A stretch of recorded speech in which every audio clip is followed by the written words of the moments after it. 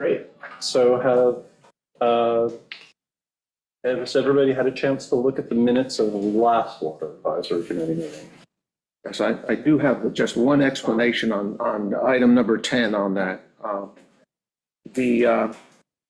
There is a bill, legislation in front of the governor right now, which will change the way there's a definition of what we can do. They've actually removed the categories. There is going to be an 11-member committee that's going to be involved for all of Suffolk County. And that would be the body that we would go to. It should take them 3 months.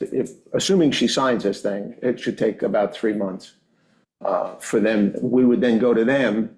They have a specialized legal counsel for that group. Sorry, I don't mean to cut you off. I just in terms of minutes. Yes, in terms of minutes, yeah, okay. Because it's all relevant what you're saying, but just in terms of minutes, is there a correction? I'm okay. No, there's not a correction, and it's just an explanation as to why, item 10 did not happen. Right, then we'll come around as well. Okay. I think we'll need to come around to it. But so do you have a comment on the minutes? Item number 4, third line, adapt should be adopt. Okay. Jessica, you got it? Sounds great. That's a no-brainer. Anything else? Okay, motion to approve. Got a motion. Second, all in favor? Aye. Okay. So minutes are approved. We've had Greg has circulated the well results, and Ken has commented on it's been a very dry month, but we're still in overall great shape. And so I think that there's a sense, Greg had the sense that we didn't really need to spend a lot of time talking about we have plenty of water right now. We have plenty of water right now. And as far as the precipitation, take it, Ken. Yeah, it's just quick. Basically, as you know, we've had a very dry month. At this point in time, we've had 0.07 inches of rain, which is the driest month we've had in September for the last 5 years. However, year to date, we're still 40.97 inches, which is almost, it's great. I mean, it's just a good number to have at the stage of the game. So we're fine. And not counting any future chickens at all. What we're seeing is a reversion to the pattern that we've seen over the course of the last 2 to 3 decades of decreased rainfall in the west of the United States, western portion of the United States, increased rainfall in the eastern portion of the United States. It can be our biggest challenge and our biggest advantage as well, perhaps. Okay, so again, I don't want to short circuit this. If anybody in the audience or anybody on the Water Advisory Committee wants to know in more detail about any of our well measurements, I mean, we've really kept on this for decades now, steadily, both real-time measurement and month-to-month measurements. But if everybody's okay with the idea that basically we're in pretty good shape with overall water supply, I'd like to move on. Yeah. I have a very quick, maybe hopefully question. Mm-hmm. The WSGS testing that goes on in these wells, USGS. USGS, Mm-hmm. Is there what other testing happens? Is there because we're just looking at well water depth. Right. Is there other testing as far as quality of these wells goes? And if so, where are those results going? And if so, can we access them? So the answer is if not. If not, there is not. There is There is not. Okay. So this started long before my time, but John Holman, I believe, started the program with the United States Geological Survey. When I joined the Water Advisory Committee, his comment to me was, this committee does not do water quality, only water quantity. There is a source of history on water quality. Mm-hmm. Retail businesses have to, basically on an annual basis, they have to do a sampling. Well, and we're going to return as an agenda item, we're going to return to the, the data we've been seeing from the retail businesses. So Yeah. that's going to come So up. that would be all, I mean, the retail businesses, you can FOIA them and, Right. right, and I could send you some of that information. if Well, I'm you just gonna wish. float this. I want to just float this for a minute. What can we do to request that there is more extensive testing in these USGS wells? So- Is it gonna be more costly?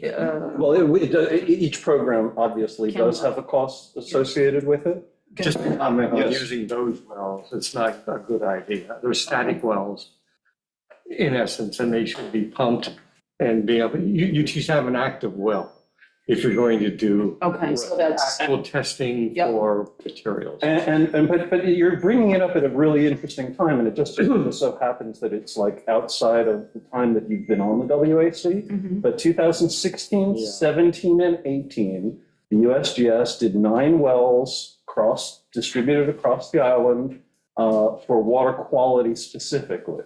We call that our baseline measurements.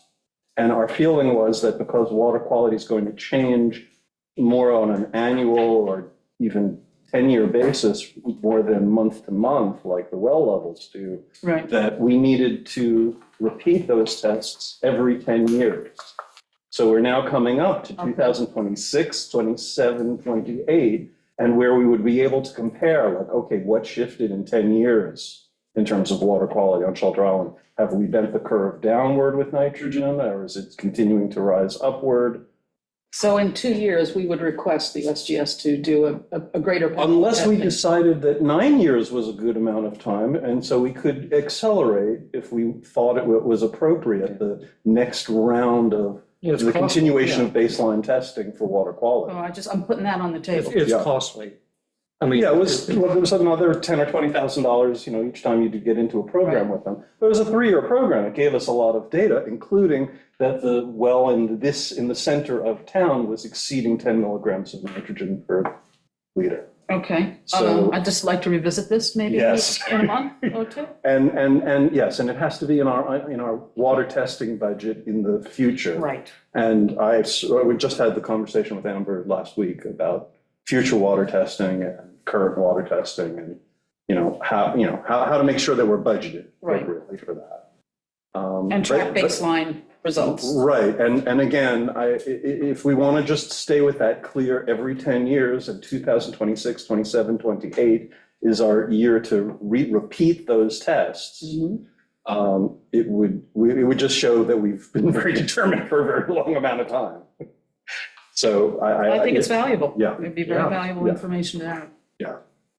Okay, so there's been a fair amount of discussion at the board level, in the paper, about the ground and surface water management plan, which has governed Shelter Island's, our work and Shelter Island's policy for the last 5 years, since it was introduced in March of 2020. Al was on the board at that time, saw that presentation. And Amber, of course, and Meg, actually, all of you were on the board at the time. Were you? No, but I was paying attention. You were paying attention. Okay.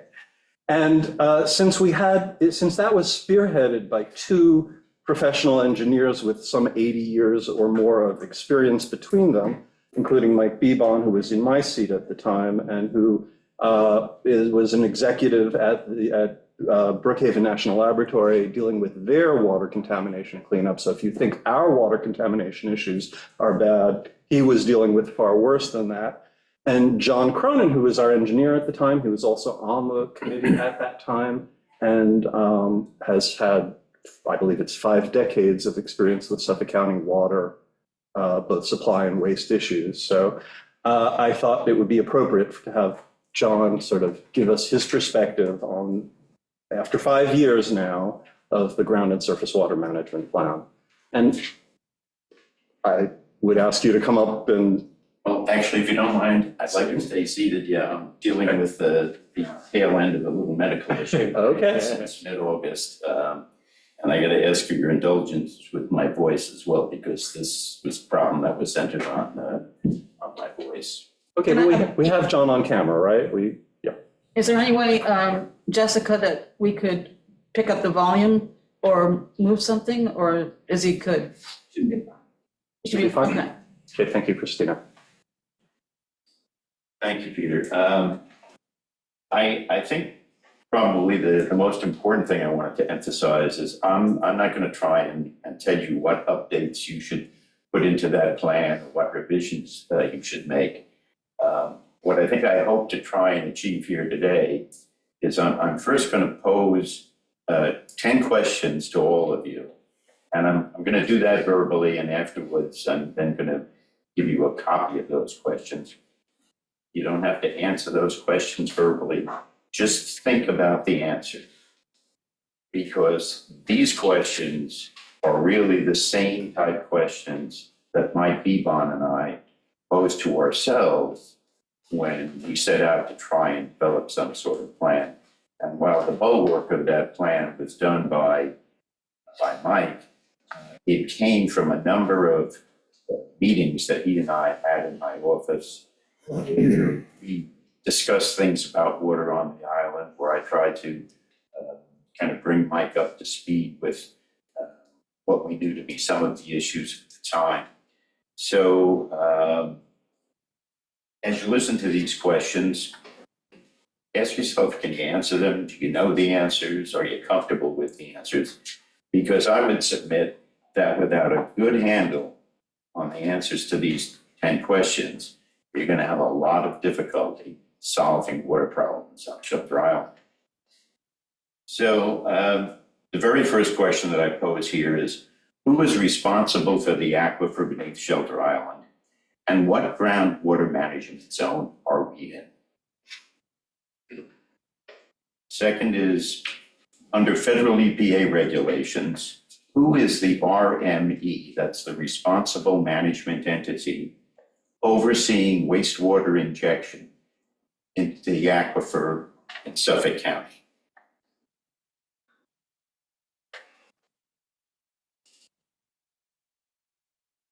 Since the original, this is number 3, since the original comprehensive plan adopted in the early 1990s has not been rescinded to the best of my knowledge, and I may stand corrected on that point, but I can tell you that as the town engineer for 8 years, I kept a copy of the comprehensive plan on my desk as a reference, so I had at least a little guidance for things that I was dealing with. But since it hasn't been rescinded to the best of my knowledge, tell me about what views it expresses on nitrogen, the introduction of contaminants into the aquifer, and its predictions about nitrogen escalation out to 2060. What is Shelter Island's history with nitrate contamination in drinking water going back more than 50 years? Much has been said about retaining the services of a groundwater hydrologist. What professional license in New York State is required to practice in that area in a consulting capacity? Is that license a subset of another licensed profession in New York State? Question number 5. This is question number 5. Yeah, and I'm going to do this as a handout, Doug, so you'll have them in front of you. But I'm posing them now verbally, just so you can listen to them and you can focus on thinking about them rather than trying to have them in front of you and take notes. Much has also been said about specifically modeling Shelter Island's aquifer. Tell me about the solute transport model developed for Suffolk County by the USGS, its applicability here, and any findings specific to Shelter Island. Number 7, a mass balance model of the center of Shelter Island was developed in-house some years ago. Talk to me about mass balance aquifer wastewater models, how they work, how the one developed in-house may or may not be useful. The mass balance model, this is number 8, was constructed from Suffolk County Department of Health Services data obtained by a FOIL.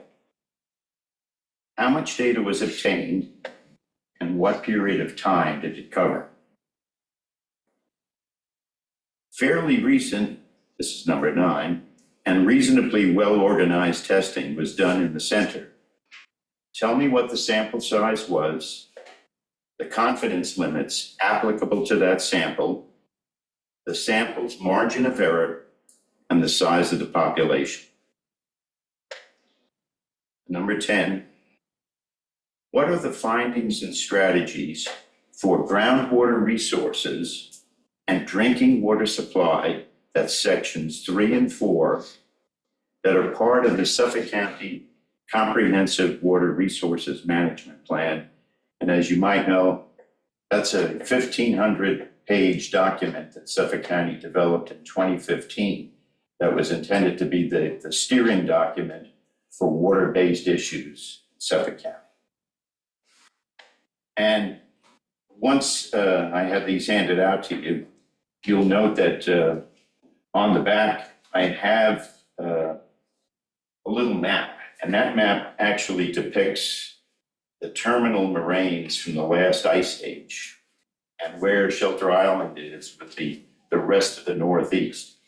Because sometimes we like to think of water problems on Shelter Island as relatively unique, but our water problems relate to why we are part of the terminal moraine. And the terminal moraine affects Martha's Vineyard, Cape Cod, Nantucket. So when you begin to have an appreciation of what goes on inside of a terminal moraine, you have a better understanding of why we're facing some of the issues we're facing on Shelter Island. So let me hand these things out to you. As I said, I don't expect anybody to try and answer them verbally, or You won't be graded. you won't be graded. It's right there. I'm However, it should structure. I'm calling it sort of a thinking document. And the reason I bring it up is because when Mike Beebon and I embarked on trying to come up with a plan, this was, pardon me? I do have some extra copies. I don't have enough for everybody here, though. So maybe what I could do is give it to Jessica. She could run some copies and. That is Yeah. a fascinating map. Yeah.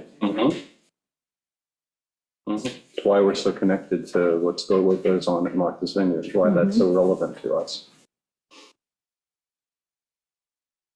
Okay, so to get into why some of these questions had great relevance for Mike and I and formed the basis for our thinking, I'm going to offer you just a little bit about the process that Mike and I went through.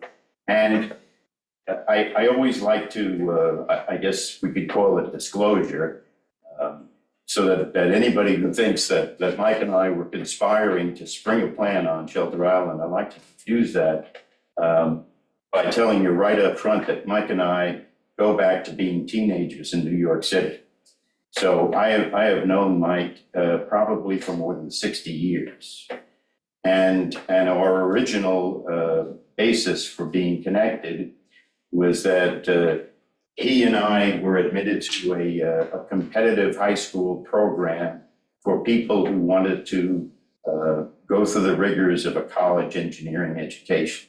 So the 3 and 4 years that we spent in high school were in a program designed to prepare guys and women for careers in engineering.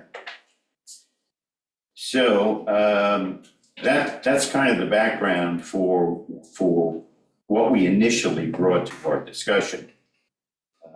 But Mike also brought a unique perspective because, as many of you probably know, he was the deputy director of Brookhaven National Labs, and BNL has been immersed in some serious groundwater issues, probably for times even preceding Mike's career there. So he certainly had an appreciation for the kinds of things we might want to begin to look at on Shelter Island. Another point which I think most of you probably recognize at this stage, since I'm sure I've said it to you all at one time or another, is that in New York State, engineering as a licensed profession has a code of ethics associated with it. And the number one point in the code of ethics requires a state licensed professional engineer to put the health, safety, and welfare of the public as his or her first objective. So no matter what you do as a PE, that has to be your first consideration. And as you know, the town has an engineering department. That engineering department was actually started by me when I was hired as Shelter Island's first town engineer. But since in Suffolk County, town engineering departments have to be headed by licensed professional engineers, by extension, the town's responsibility is to protect the health, safety, and welfare of the public as well. And I'll just point out that our current town engineer, who's also on the Water Advisory Committee, is with us, just he's on Zoom right now, so couldn't make it today, but usually sitting right there. I think a guiding principle that Mike Beebon and I also had as we started down this path was a recognition that government, especially local government, is intended to do for its citizens what they cannot do for themselves. And we might have thought for many years that we can provide our own drinking water from private wells, and that may have been a perfectly acceptable social model for some period of time. But as I just recently reflected to Peter and to Lisa, science is not a static study. It is a very dynamic kind of situation in which an understanding of different contaminants, pollutants, things that can enter our water is an evolutionary process. So while some of those things may have been in our water for a long time, the understanding of their effects is ever changing. So while a private well might have served very well for many years, clearly one of the reasons the WAC came into existence was because growing concerns about water issues on Shelter Island were coming to the fore. And even if your original mission was to only look at quantity, now I would submit that part of that mission has to look at quality as well. So that's a tool that the private citizen cannot really do for themselves except on a periodic basis through testing. Another point was that Mike and I didn't take the development of a plan very lightly. So he and I had any number of chats during the pandemic in my office around the conference table about water issues on the island. How would we deal with these things as engineers? And I think once we had really, I'm going to say once I had conveyed to Mike a good understanding of many of those things, I think Mike felt comfortable at that point trying to draft something. And ultimately, he brought that draft back to me. I took a look at it. To be perfectly honest, and I actually went back and asked Mike this question. We couldn't remember who did what edits. So we might have done some edits mutually, and that's the way I would describe it. But we did reach a point where we said, okay, we're comfortable with what we've got here. We brought it to the WAC, and that was around March of 2020. And At that time, Ken and Greg and I were serving. right, I'm going to say my recollection is a little cloudy at this point, but I think by the time we reached that stage, the members at the time were comfortable endorsing that plan. I think ultimately it was described to the town board. And to be perfectly honest with you, I don't know if the town board ever officially adopted the plan, but I think to some level, it was the guiding document for what a lot of you folks were trying to do. I'll also just point out that at that point, the town board posted the plan on the town website, along with the presentation to the town board, the PowerPoint presentation of summarizing the plan. And it has been there ever since that time. Okay, okay. So, a couple of points that I wanted to make was that when the draft was developed through Mike and myself, we put into it what we were calling guiding principles. And there were three guiding principles that really stood as the substructure of this plan. And one of them was that Shelter Island should be a leader in water quantity and quality management. Why is that? Because Shelter Island remains really the only area in Suffolk County where the vast majority of the population is served from private wells. So for as long as we may choose to continue with that, there's a real need for ensuring that we do everything that we can to get the understanding out there about water quality. The WAC does a really expert job in terms of water quantity. The second point that was a guiding principle was that Shelter Island should control and optimize the use of its own groundwater resources. And if you remember back to that first question that I posed, there are some elements of aquifers where local control is not necessarily exercised, but the thinking has always been that the Shelter Island aquifer is one that at least deserves some kind of oversight at the local level. And so we have in creating the plan, we have tried to consider that as an element of optimizing the use of our own groundwater. And the last point, which goes back to what I said about what engineers are expected to do as far as code of ethics, protection of public health, safety, and the environment are key environmental responsibilities. So those really became the skeleton around which the plan is crafted. And the last point that I was going to emphasize had to do with the four key outcomes. And those four key outcomes basically boil down to these. All Shelter Island residents have ready access to drinking water that meets all applicable local, state, federal standards. All wastewater effluent on Shelter Island discharged into an aquifer or surface waters will be at a maximum of 19 milligrams per liter. Now that's a very effective statement, but 19 milligrams per liter is the current standard for residences. The standard for commercial properties is 10 milligrams per liter. And there is technology out there that can get you down to 2 to 3 milligrams per liter. So that 19 was conceived as a maximum value. And it is possible to do better than 19. Number 3 is all Shelter Island's sole groundwater aquifer. The upper glacial aquifer's quality and quantity will continue to support the drinking water needs of residents without the need for off-island water.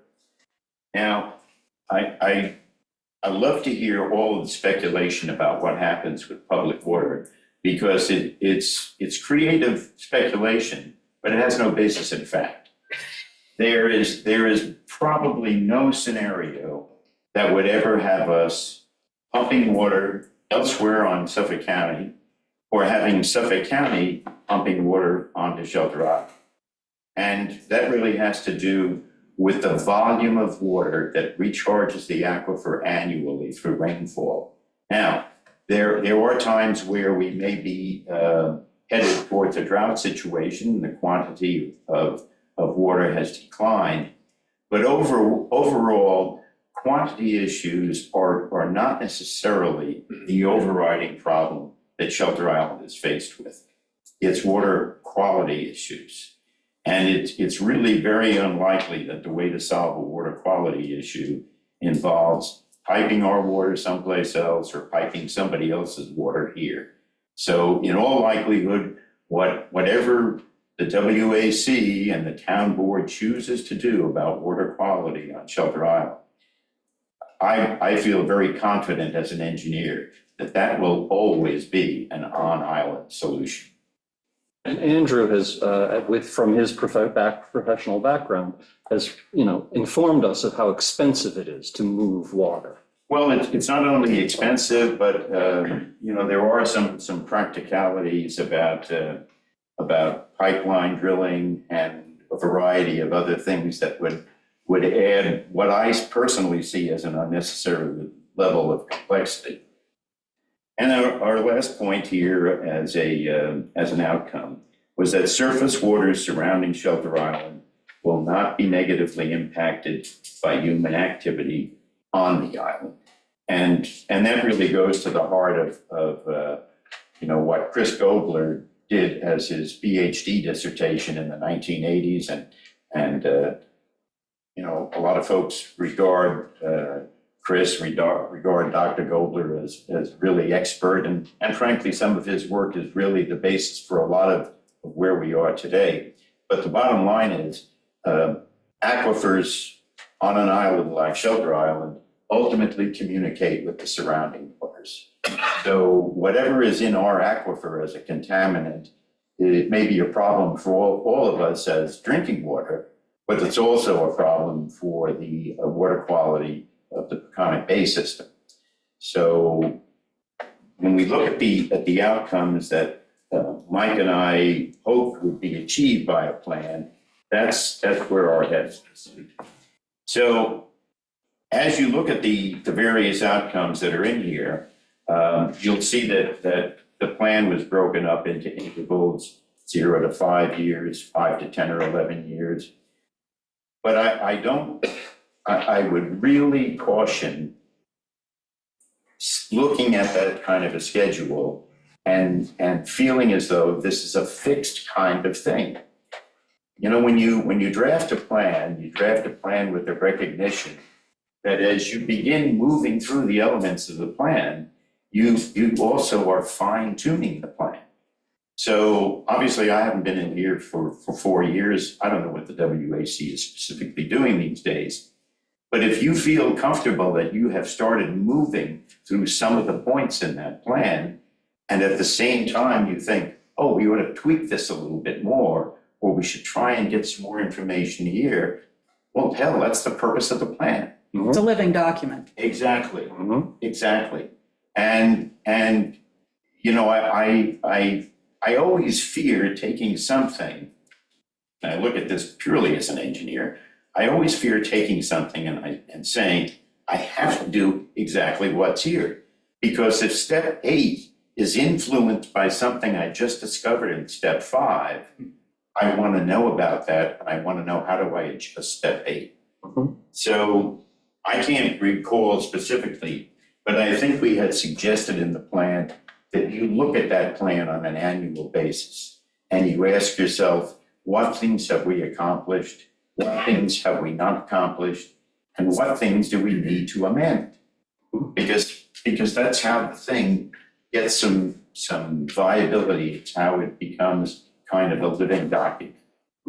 Mhm. So it's not my intention to, and I hope this isn't too far off what was your plan. No, this is But great. I don't intend to sit here and tell you, hey, you guys, this is what you got to do. That's not my role anymore. I'm a private citizen. I like to reflect a bit on where I've been and where I helped the town get. And the very fact plan may still have life in it is a great thing.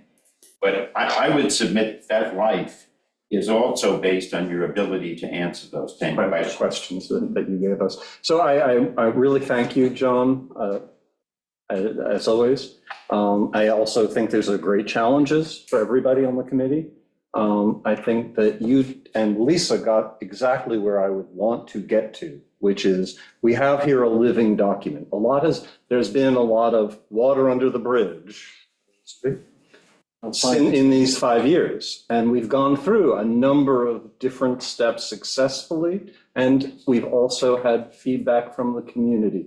One of the things that we've discovered is that it's more difficult than perhaps we even envisioned to be able to move water from one place to another. And so we're finding that whatever conclusions we've come to, that, for example, there might need to be wastewater treatment on Shelter Island. It might need to even go beyond nitrogen. We're discovering that perhaps that needs to happen in place, in circular systems, in place. So we have a lot of modification that we need to do on this document. I don't think that this is the sort of thing we're going to need to do both in session and out of session in discussions with each other.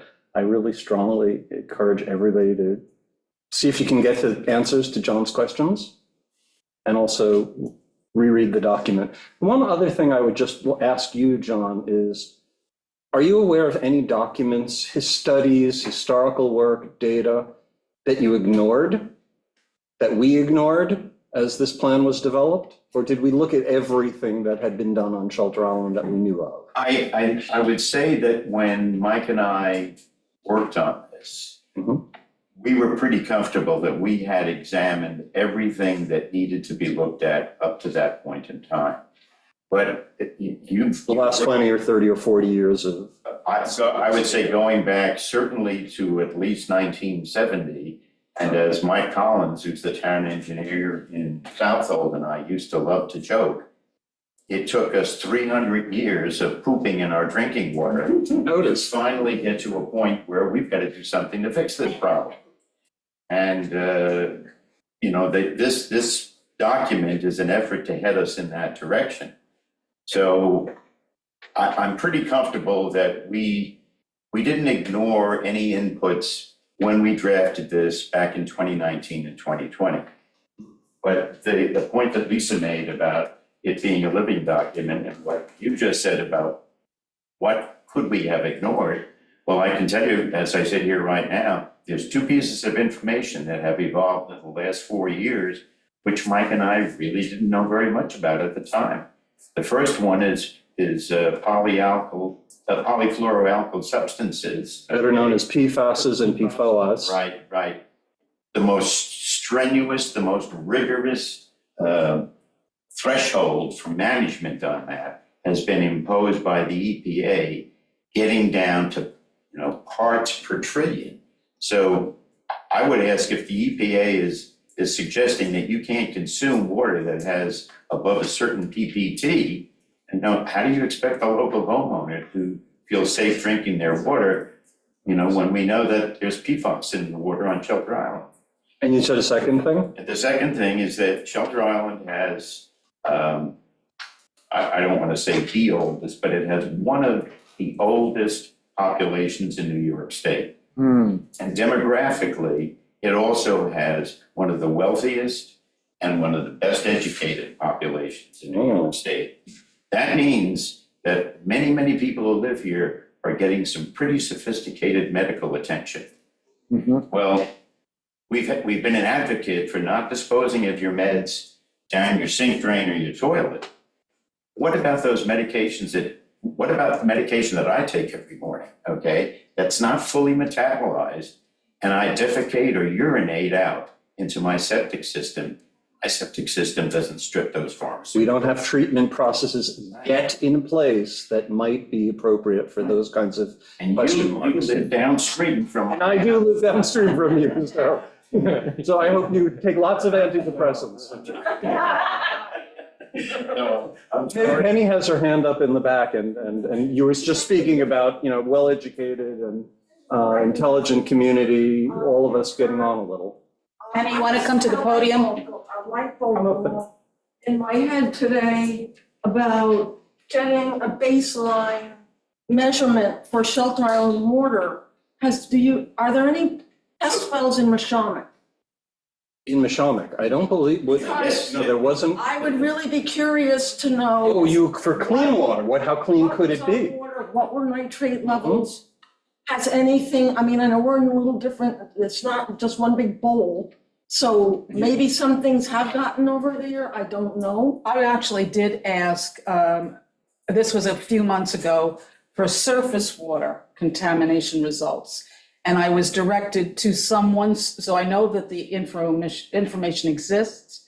I don't know about groundwater, but there certainly is testing of the Yeah, surface water. It would be very interesting to do some 2 or 3 test wells throughout in some of the high ground, Absolutely. low It's ground, a brilliant thought is not that where any human habitation. it gives us a control. So that is, Right. this thought, think of that. Perfect. I mean, again, that's science thinking about these things. So we do, in fact, have a third of the island that is a natural control for us. Probably some of the cleanest water That we have. that we have is there. Mhm. So, Well, can I Okay, ask yeah. a question? of course. During that symposium, when you had Mishamik, the Mhm. Nature Conservancy, PEP, and different agencies all sitting around and talking with one another. Sylvester Manor was with us. And that was part, I think, of the GSMWP, right? Formation, I don't know, I'm just throwing this out there.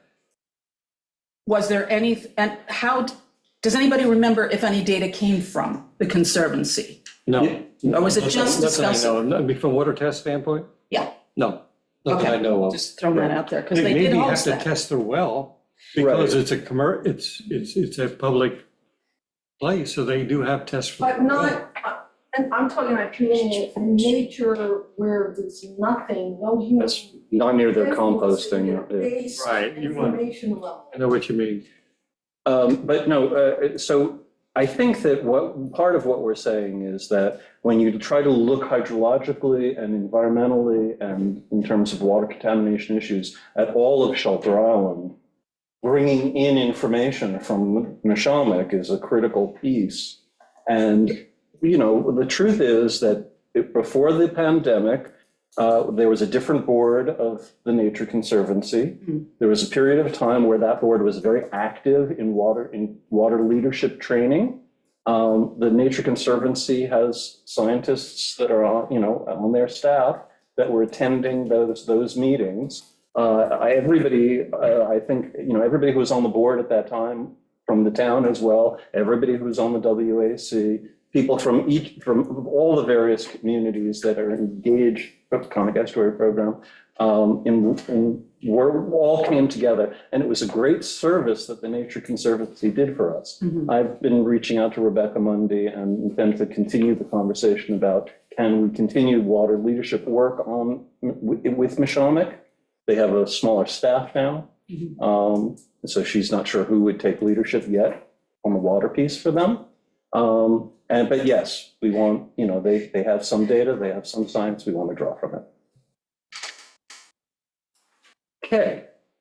So again, I think that we do have a lot of work to do on the ground and surface water management plan. I don't know that we can do it sitting at the table here now. So I'd like to move on. Unless people have, questions, topics on that. Question for John? I want to ask you a conceptual question. Okay. There's a lot of distinctions made between quantity and quality. Given that the public health issues are paramount, which ultimately go to the availability of potable water, doesn't a quality problem ultimately become a quantity problem? In other words, we have a lot of water, but if it's not potable or its potability is in question, should we really be saying we have a lot of water? Well, I think that's an interesting question. And I guess the answer that I would give is that it depends who's responsible for fixing the quality problem. Okay, I test my water every 2 weeks at my house. Okay, now why do I do that? Because I know I have a problem in my area. So I monitor nitrates every 2 weeks. And how is it that I can do that? I have a wet chemistry test kit from Hawk, and I do my own testing. So I think once you can answer whose responsibility is quality, then I think you've got a really solid point there. But yes, in principle, if you do not have sufficient good quality water, you have a quantity problem. Okay. But, you know, on Shelter Island, we have, depending where you are on the island, you have different issues. Right. So where I live on Shelter Island, there's clearly a nitrate problem. Okay, I have no intention of feeding the water in my house to my grandkids. Right. So that's why I test every 2 weeks. And, you know, unless by some miracle it drops back down to where the background levels are for nitrates, I probably never will give them that water. So yeah, there is a quantity of water problem that I have, a quantity of good water. But, you know, in Doug's area, in the summertime, if you get every second homeowner showing up and they're all doing whatever they're doing using water, you depress the aquifer enough that you can get saltwater intrusion. Indeed. And, you know, he may not have a problem with nitrates where he is, but he doesn't want to drink 260 milligram per liter. It's not Right. palatable. Right. And It's also not going to be a help. Yeah, you know, the interesting thing is that when the village of Deering Harbor ran into their saltwater intrusion issue, and this is going back to when I was a town engineer, the village asked to meet with me and the supervisor because they wanted to know how could they solve the problem. And I want to say some of their chloride levels had reached about 800 milligrams per liter.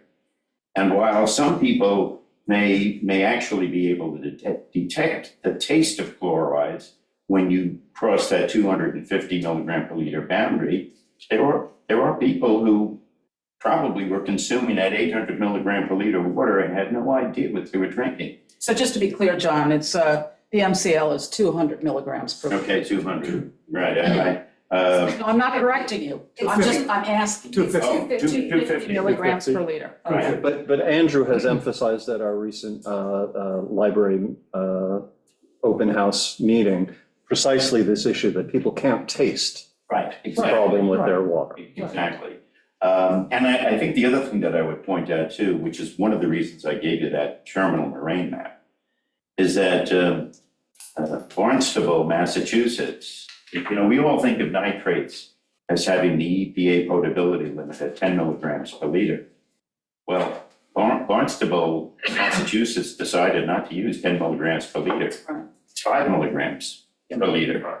So Which, by the way, we've established, because we've looked at all the studies, is associated with higher public health risks. Right, and 5 milligrams per liter for Suffolk County is where the County Bureau of Drinking Water will begin to alert commercial users that, hey, you have a looming problem going on. So can I just summarize what you said? Here in this state, it's 10 milligrams per liter. In another state, because states set their own limits, it's 5 milligrams per liter. Well, So what, Let me just clarify, Okay. Barnstable is not a state, it's no, a. Massachusetts. Right, it's a county and village within Massachusetts. So it was the county that said. And on our terminal moraine, Right. similar geology to ours. That is the overriding point, Peter. Mhm. The reason I put that terminal moraine map in there is that a lot of the issues we are faced with on Long Island, Suffolk County, Right. relate to geological factors that are very similar to elsewhere. So I just want to kind of get to the end of my point, which is that some people think that the actionable, what we call the actionable level of 5 milligrams per liter to 10 milligrams per liter is not a dangerous place to be, that it is only when you need to think about what you're going to do once you reach that 10 threshold. So what we're hearing is that there's another area, county, state, that believes that 5 milligrams per liter is not just actionable, but it's an actual threshold. It's a maximum contamination level. So I'm just want to get that out there because I think we need to have a broader scope of how we think of MCLs, and this is a good point. Yeah, and I guess the last point that I would make, which, because I occasionally run into people who they described to me having well water on Shelter Island that has ridiculously low level of nitrate. And, you know, there are 2 or 3 major contributors to nitrates in Suffolk County. And one of the biggest contributors is atmospheric. So you hate to think that when you're out in the rain, it's raining nitrates, but it is raining nitrates. And the reason it's doing that is because many power plants far west of where we are burning fuels that when those fuels are burned and the exhaust from them is released into the atmosphere, some components in that exhaust turn to nitrates. And they combine with rainfall, and when that rain happens on us, it's their nitrates that is raining on us. So some work from Brookhaven National Labs, and this goes back, I'm going to say, to the 1980s, tried to compute and observe what the background nitrate levels probably would be in Suffolk County based on rainfall alone. And they are in that 2 to 3 milligram range. So, you know, if we were just looking at nitrates and we were trying to do everything we could, septic systems, fertilizer, if we tried to mitigate all of those contaminants, you would probably still have a background level of about 2 milligrams per liter. Which, by the way, that the earlier comprehensive plan only envisioned us ever getting to around that level. We've clearly blown past what was visualized in the 1990s as to what might happen with nitrogen on Shelter Island. And that is exactly why when you have a plan, and I know you know this, but that's why when you have a plan, you have to be able to acknowledge that it was good research and data we used at the time. So when you look at Phil Herr's calculations for Shelter Island, and you look at his nitrate section, and you see what he predicted for nitrates in water, he didn't think we'd hit 3 or 3.5 until 2060. And we've got a problem in the center now where from our own in-house modeling, we know we're over 5 milligrams per liter on average, and we know what the rate of escalation is. Right. So. And Joe has the mass balance model, and Exactly. this is all being handed along. So the quality of our work and the quality of revision to the Grounded Surface Water Management Plan, one second, is going to depend on our continued effort to get the best possible quality of data. And the answer to the first question that John is asking, just to, you know, give away the store a little bit, it's Suffolk County Health Department. That's who's in charge of these discharges of waste into our aquifer. That's where that responsibility ultimately lies. Today, 2.5 weeks ago, I sent in my $100 for a test. Today, Suffolk County Health Department came to my door and did the testing. 2.5 weeks. She said, don't promise that, because like, But you know, I hit it right, and so 2.5 weeks, and it'll probably be another 2 months until I have my full 250 compound test results back. I will share whatever's happening with my particular well. I was concerned because our testing, their center triangle testing, established that I had about 7 milligrams of nitrogen. I've known that because I've tested before. So I was aware that I was in that particular zone personally. So I will share that information. I think that we need a whole lot more sharing of information. And so I'd like to move along, but I don't want to cut off Andrew. So another question. We've discussed around this table that of the amount of time it takes for the water in the center to actually flush through the aquifer and get out to the saltwater interface. That's somewhere between decades and centuries. So I actually have, if I could have share screen while he's speaking. Is there, and that's guiding our thinking around the drinking water issue, because during those decades and centuries, if that's true, unless we do something, people are going to continue to be drinking the water in the center, even if we alter the wastewater discharges to solve the root cause of a part of the root cause of the problem. Is there anything in your mind, any new information that's come along that changes your view of that time frame? The short answer is no, there's nothing that changes the view of the timeframe, because the biggest factor governing movement of water in an aquifer, biggest, not the only, but the biggest factor really is the ability to follow the topography of the terrain. Mhm. So if you're driven, if the hydraulic driver for water flow in an aquifer is largely influenced by the slope of the terrain, change in the contour, the short answer is no, not a lot is going to change that. But I can tell you, there are problems in the center, which I specifically studied, that have to do with rates of pumping of certain entities in the center. So you can set up hydraulic gradients in the aquifer by the rates at which water is being extracted. So while the county has a significant role with the injection of contaminants, the New York State Department of Environmental Control has a significant role on the rates of pumping. So, but the short answer, Andrew, is that no, this is largely going to be governed by terrain and the movement, the natural movement of water through that terrain. Okay, so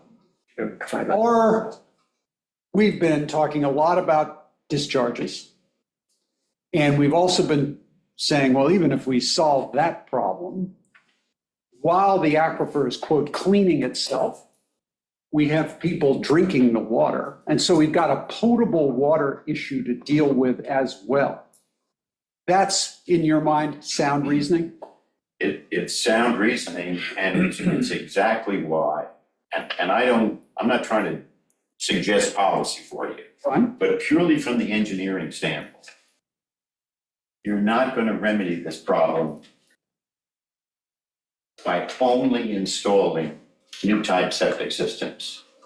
And the reason you're not going to do that is because when we built the model of the middle of the aisle, okay, and when we built that model, you know, most aquifer modeling is done by finite element analysis using ModFlow. We used a mass balance approach. It's not the same technique. The results are very good, but it's not the same technique. But from those results in that mass balance model, we determined you'd have to install 50 IA systems within the center to hold the line on where we are with nitrates. Based on your mass balance analysis. All the mass balance analysis. And I'm told by Joe Fenora, who occasionally checks this, that in the years since I left the job, it's now like 60 or 65 IA systems that you would need. And that's because the nitrates in the center are creeping up. So if you're trying to do this on a pure theoretical basis, you are going to have to install enough IA systems to hold the line. But if you're okay with serving 5.5 milligram per liter water to the citizens in the middle of the island, and you get 50 or 60 systems in place, maybe you'll achieve that. But we don't really know for sure that we want people drinking 5.5 milligram per liter. You don't really know that that will be the outcome either. Right. It's all theoretical. And as well, that only discusses the single component of wastewater nitrogen. Right. So Jan was, Well, Greg actually I had- think Greg is pointing to Yeah. Jan. Let me just say one other thing here too, because I think what Shelter Island has done in terms of trying to deal with these issues is really effective. But I think we've gotten caught in the water quality, water quantity place. And now we've engaged in a lot of debate. But, I'm gonna hope I'm not telling tales out of school, Albert, but I'm gonna say that when Albert was on the town board, first time around, Albert came to my office on any number of occasions and asked me questions that were really focused. I'm not sure it was so much focused on quality, but he was concerned about quantity. And after a number of conversations with him, the idea of doing a curve analysis, water demand analysis for every building permit applied for in the town came to be. So, through foresight of a town board member who said, we've got to pay a little more attention to what we're doing with the aquifer. The idea of asking applicants for building permits to do a water demand analysis on their application came to be.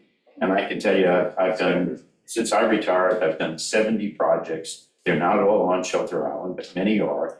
And I do a water demand analysis on every one of those projects. So we are at least alert to how much water a house is going to use. The second piece, which came from a conversation with him, was this analysis of aquifers, which means that if you're thinking you're going to build some huge house in a sensitive area, let's have a way to gauge the impact on the aquifer. And I can think of at least one case where the results of that study caused the homeowner to say, I'm going to put a smaller well pump in, I'm going to put water storage in. The results of that study motivated the homeowner to do something that was beneficial. I'm going to ask us to hold questions for right now because the whole point of what we've just heard is that when people learn more information, their behavior changes. When we know what we're dealing with, our behavior changes. Now, we do have we've been having a discussion about the near shore overlay area and the peninsular areas being understudied. We've now studied maybe to death the center triangle, although I don't think it's to death. I think we need to continue to do more work there, but we've paid a lot of attention to the high nitrogen triangle. Well, can we have some questions from the audience? Brief yawn. Right, some. I was just going to ask,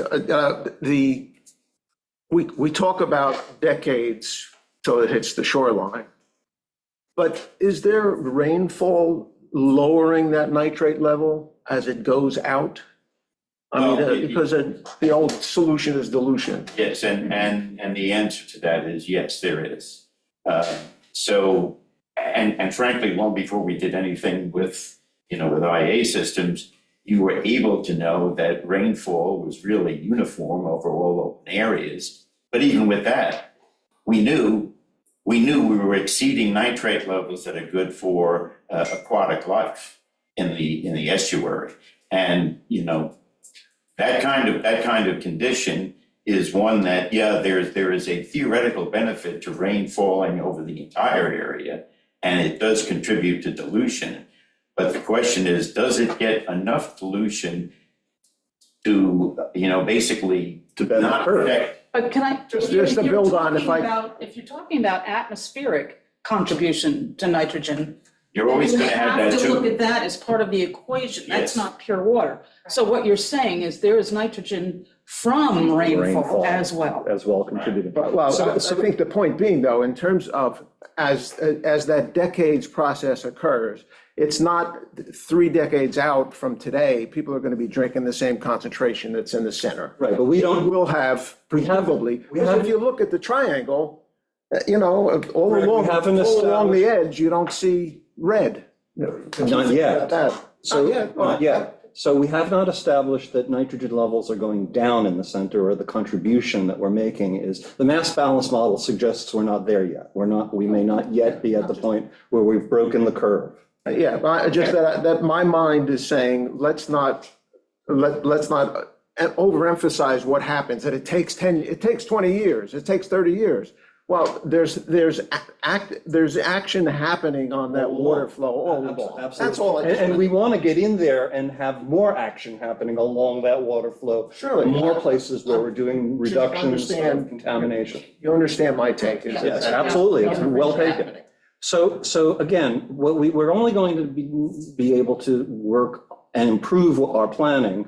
And again, what everybody's saying is this is all a moving target, and we're constantly improving our planning if we continue to have good information. And so we've been discussing doing a possible rebate program for Suffolk. So today, Suffolk County Health Department, as I mentioned, tested my water.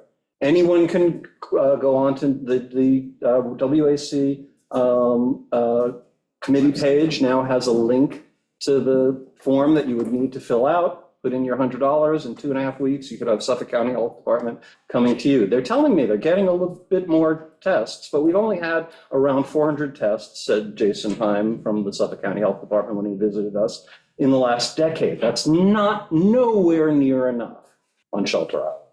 So we were discussing how that program, a program of encouraging people in the nearshore and peninsula areas to test and to share their data could be structured. And we had a concern about asking for WQI funds. Al had raised a concern about. Can we have questions to? It's after 3:10, I think, no, Jan.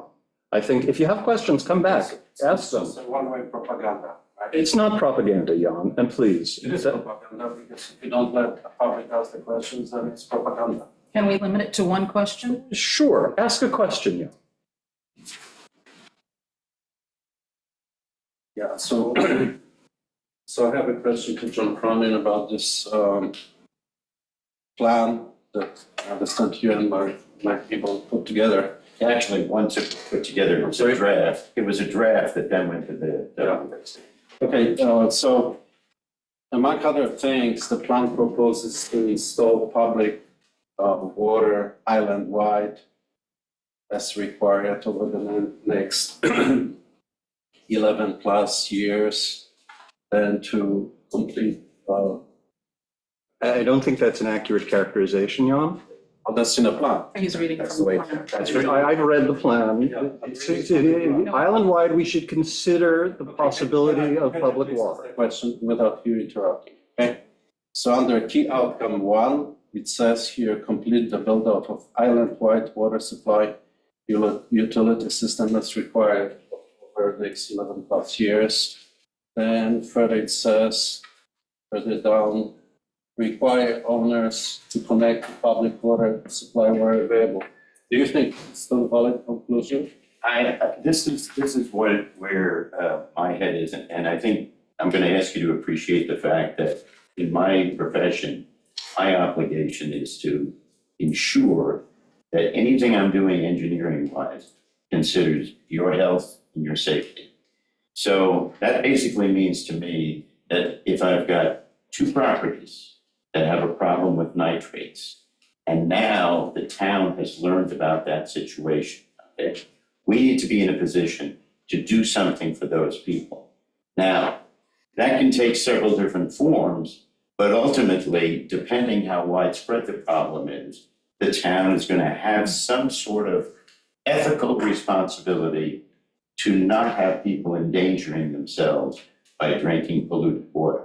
So public water, and I don't like to use the term public water because for so many people that somehow turns into imagining, a utility and the utility is stockholder owned, and there's people down in Florida getting a dividend from, my being sold water that's under my feet.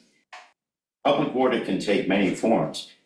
Where Lisa was involved with West Neck Water District for many years, that was a public water system, but it was largely operated by the citizens being served by it. So there are many entities that can take the form of public water.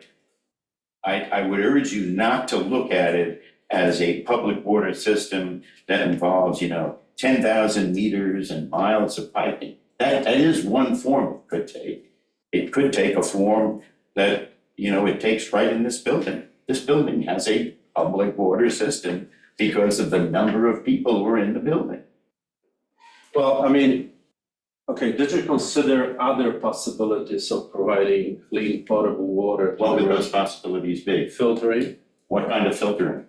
reverse osmosis. What do you do, carbon what do you filtering. do, what do you do with the wastewater from reverse osmosis? It just goes back where it came from. Carrying with it nitrates. Yeah, but it's the same water, it's the house. All right, so again, this is where I hesitated, so let's not get into a back and forth argument at this Okay, point. let me answer the question. Yeah. It is absolutely not the same water. There's a That's all. huge misconception you have there. When you remove nitrates from drinking water, using RO, We're gonna move. there's a waste stream from that RO system. And say. You cannot, first of all, the RO system cannot be connected to your septic system if it's an IA system. That's the first. Second thing is that when that water now goes, let's say, out into a dry well, you create a plume of high nitrate pollution. So what you're saying is the house adds nitrates more than it took. It does not add it. Okay, so. Listen to me carefully. Listen carefully. What is the nitrate level that comes out of your house when you are using a septic system? I'm sorry. What is the nitrate level that comes out of your house when you are using a septic system? Well, typically it's 60 to 80. Okay, now that goes into the aquifer, and in a relatively dense area like in the center, that drives the nitrate levels up in parts of that aquifer, maybe up to 10 milligrams per liter. Okay, so now you want to use RO. What would you like to get the 10 milligram per liter number down to? This is really not the point for. No, it's the point because you want to use reverse osmosis. I I want to take from you what your understanding is of using RO. Okay, We can take it offline, but basically what you're saying is that the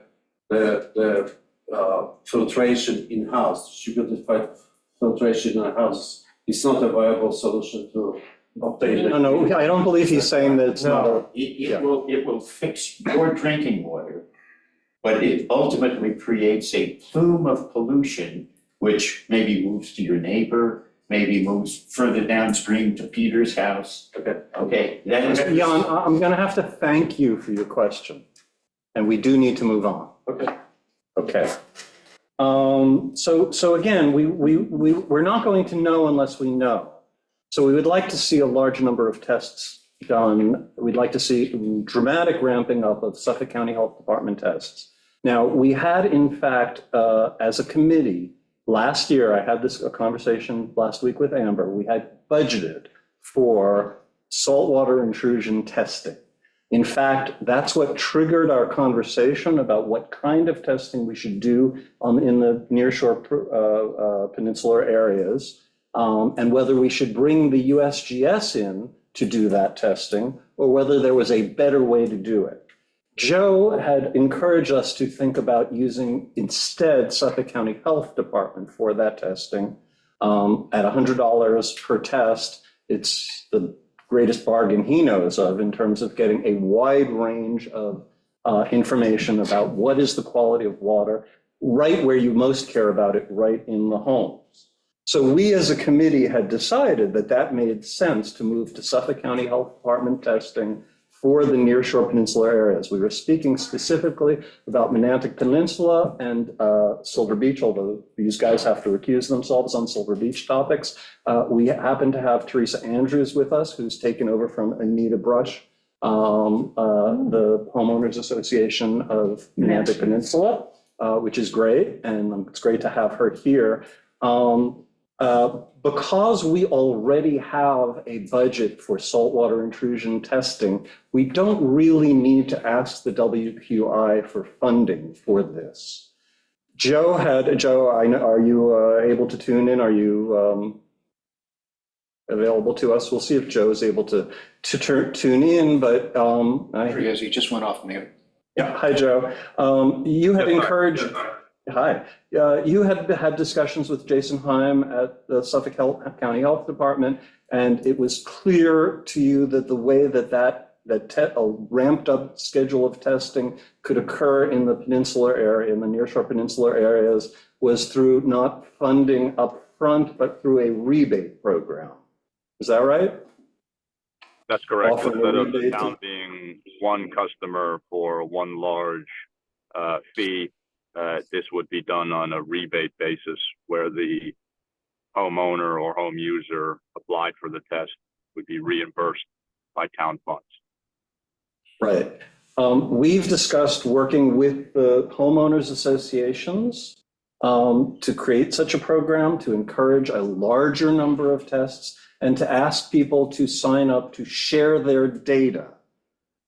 Now, there's some fine tuning. We've had these conversations a few times. So true. I think though that the point you've made, there are a number of things for us as a group to decide. So as a group, we have to understand, are we asking homeowners to share their data before we're willing to subsidize their tests? I think that has a legal side. They would have- There's some legality that has to be answered. for that. Absolutely. But are we inclined to ask homeowners to share their data? I've been told by homeowner after homeowner, I'm absolutely happy to share my data. Before the rebate is issued. Before the rebate, when you request to be part of this program. As a condition. That seems As a fair. condition. Seems fair. So can we get, this was your That point, right? sounds like a good plan, So- yes. And it was yours. No wonder I thought it was a good plan. Why don't I ask for a motion to approve? I have Yeah, go a ahead. clarifying question. When we say share the data, that means somewhere in the public record, subject to FOIA or open to FOIA, there would be a link between the test result and the test Homeowner's location. address. Correct. And the test location, homeowner's address. Yes. Yeah. Okay, fine.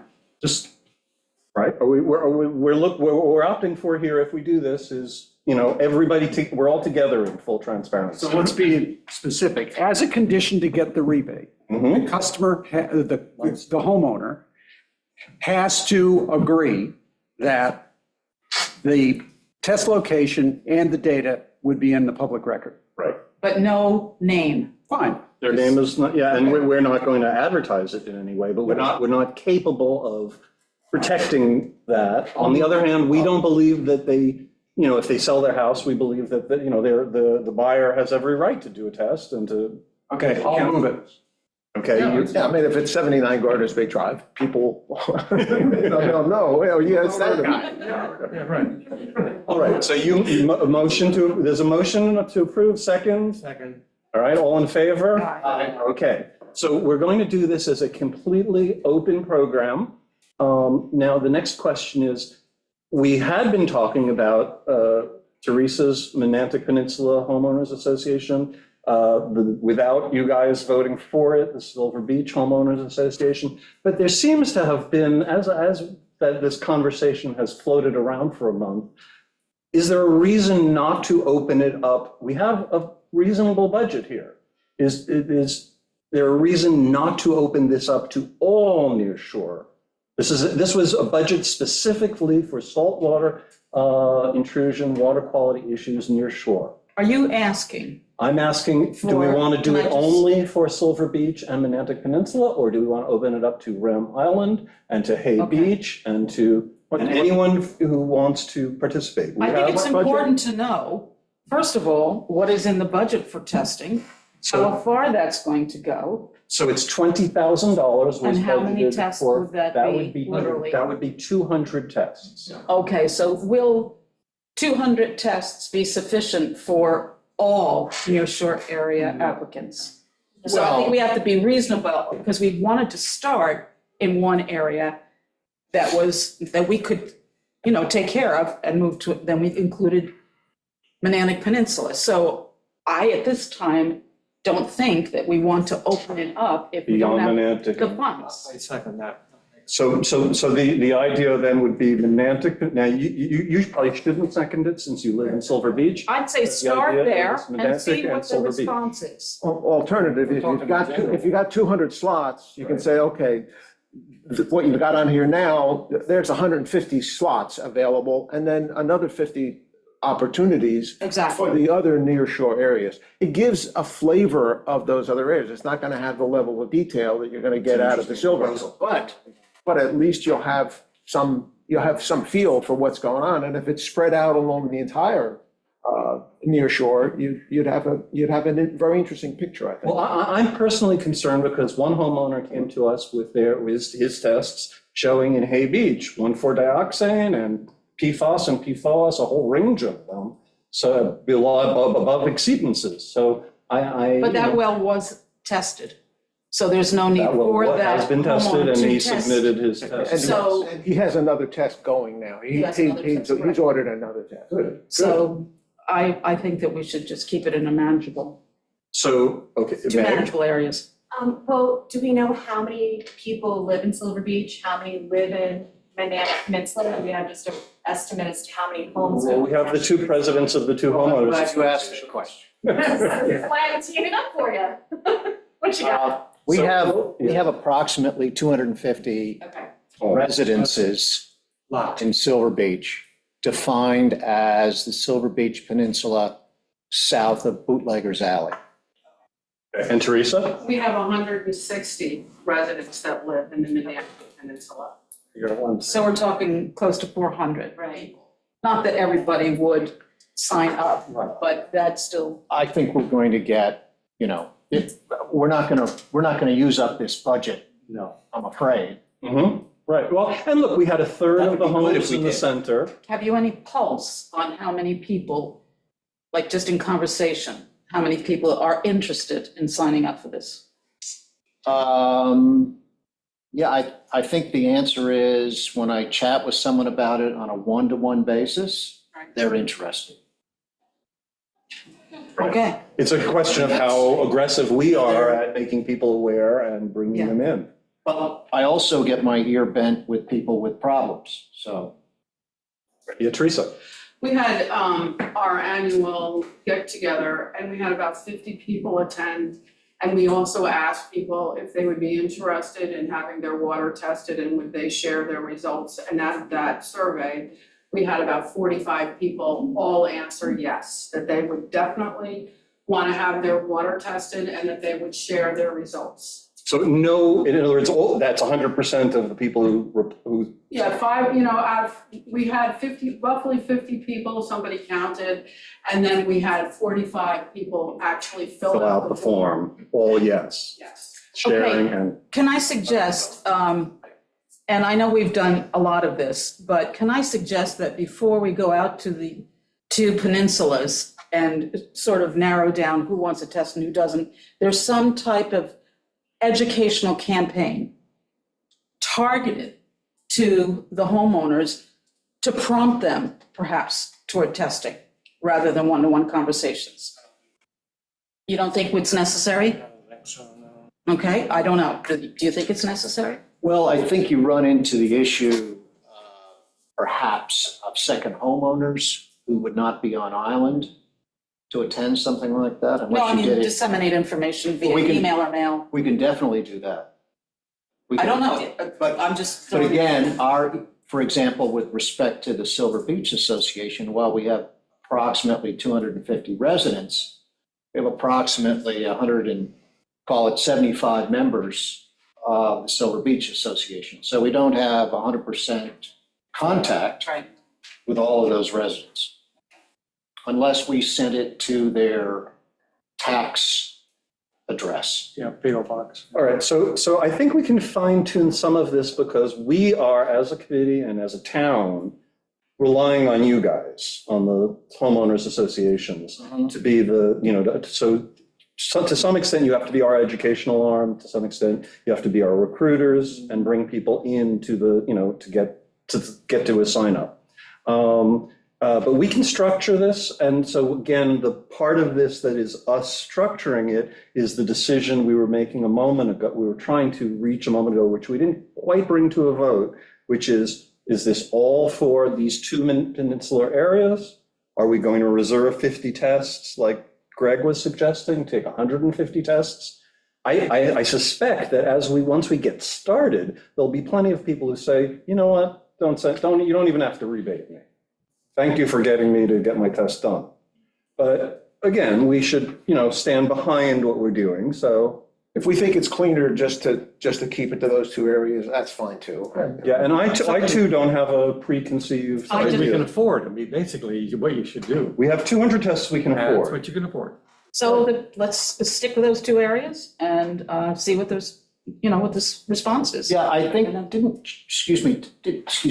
didn't Joe make some sort of comment of putting a time frame within which people needed to respond?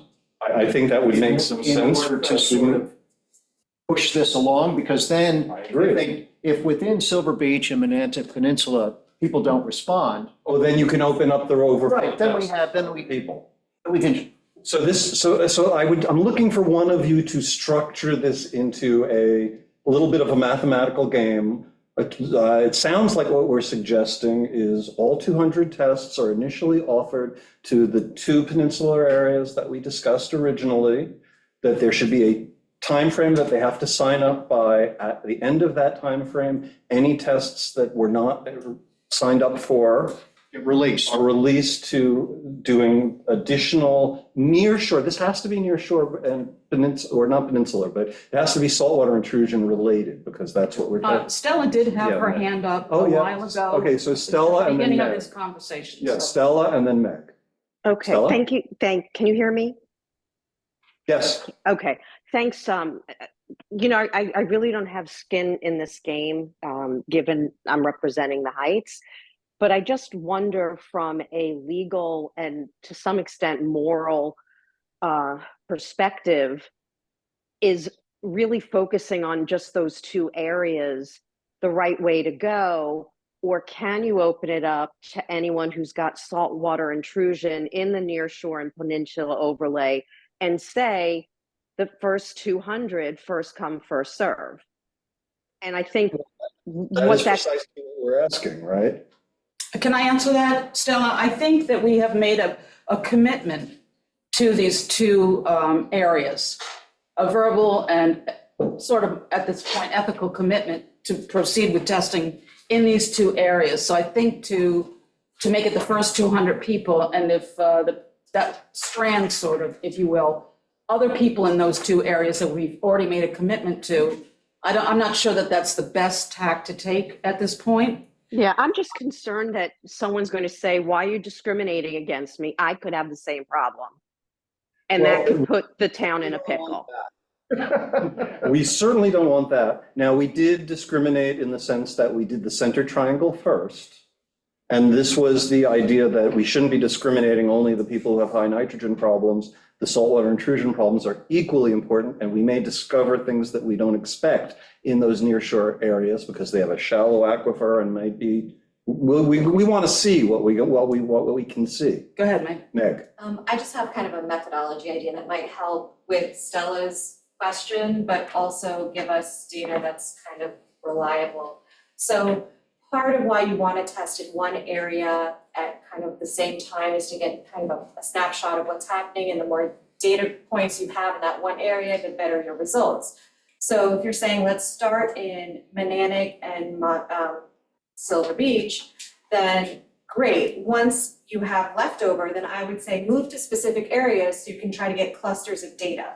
So then I would say maybe move over to Tar Kettle or. Yeah, I was going to ask you to make specific Or recommendations. Ram Island, or like even be more specific and do Little Ram first and then Big Ram, or something like that, so that you can get clustered data in a certain time frame to have a better picture. It's always going to be moving, it's a moving target. Right. But at least then you kind of have consistency. That's a good point. Yeah. And then you can roll it out as you have money. So you can actually kind of pick your places depending on how many lots are there and how much money you have left. And Now, and by the way, let me just say that the context of this conversation with Amber was I asked that we renew this money next year.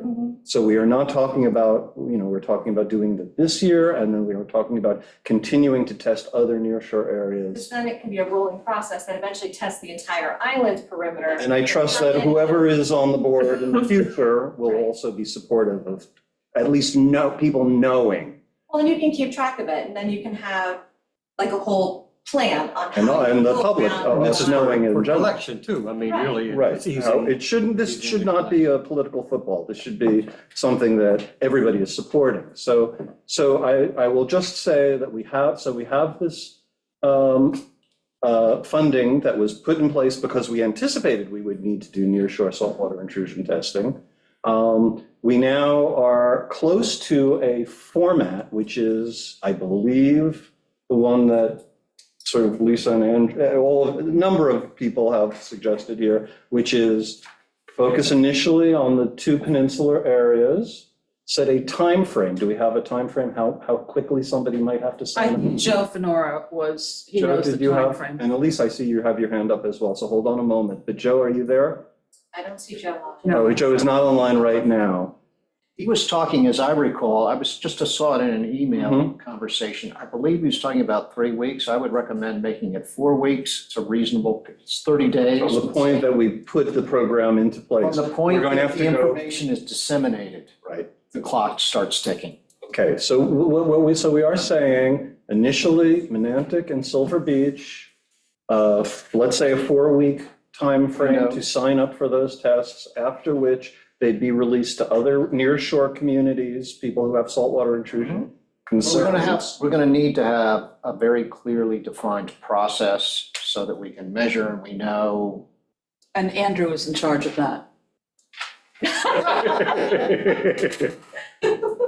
We do want a clearly defined process that would, Just using your, Using the outline. your mission statement. Right.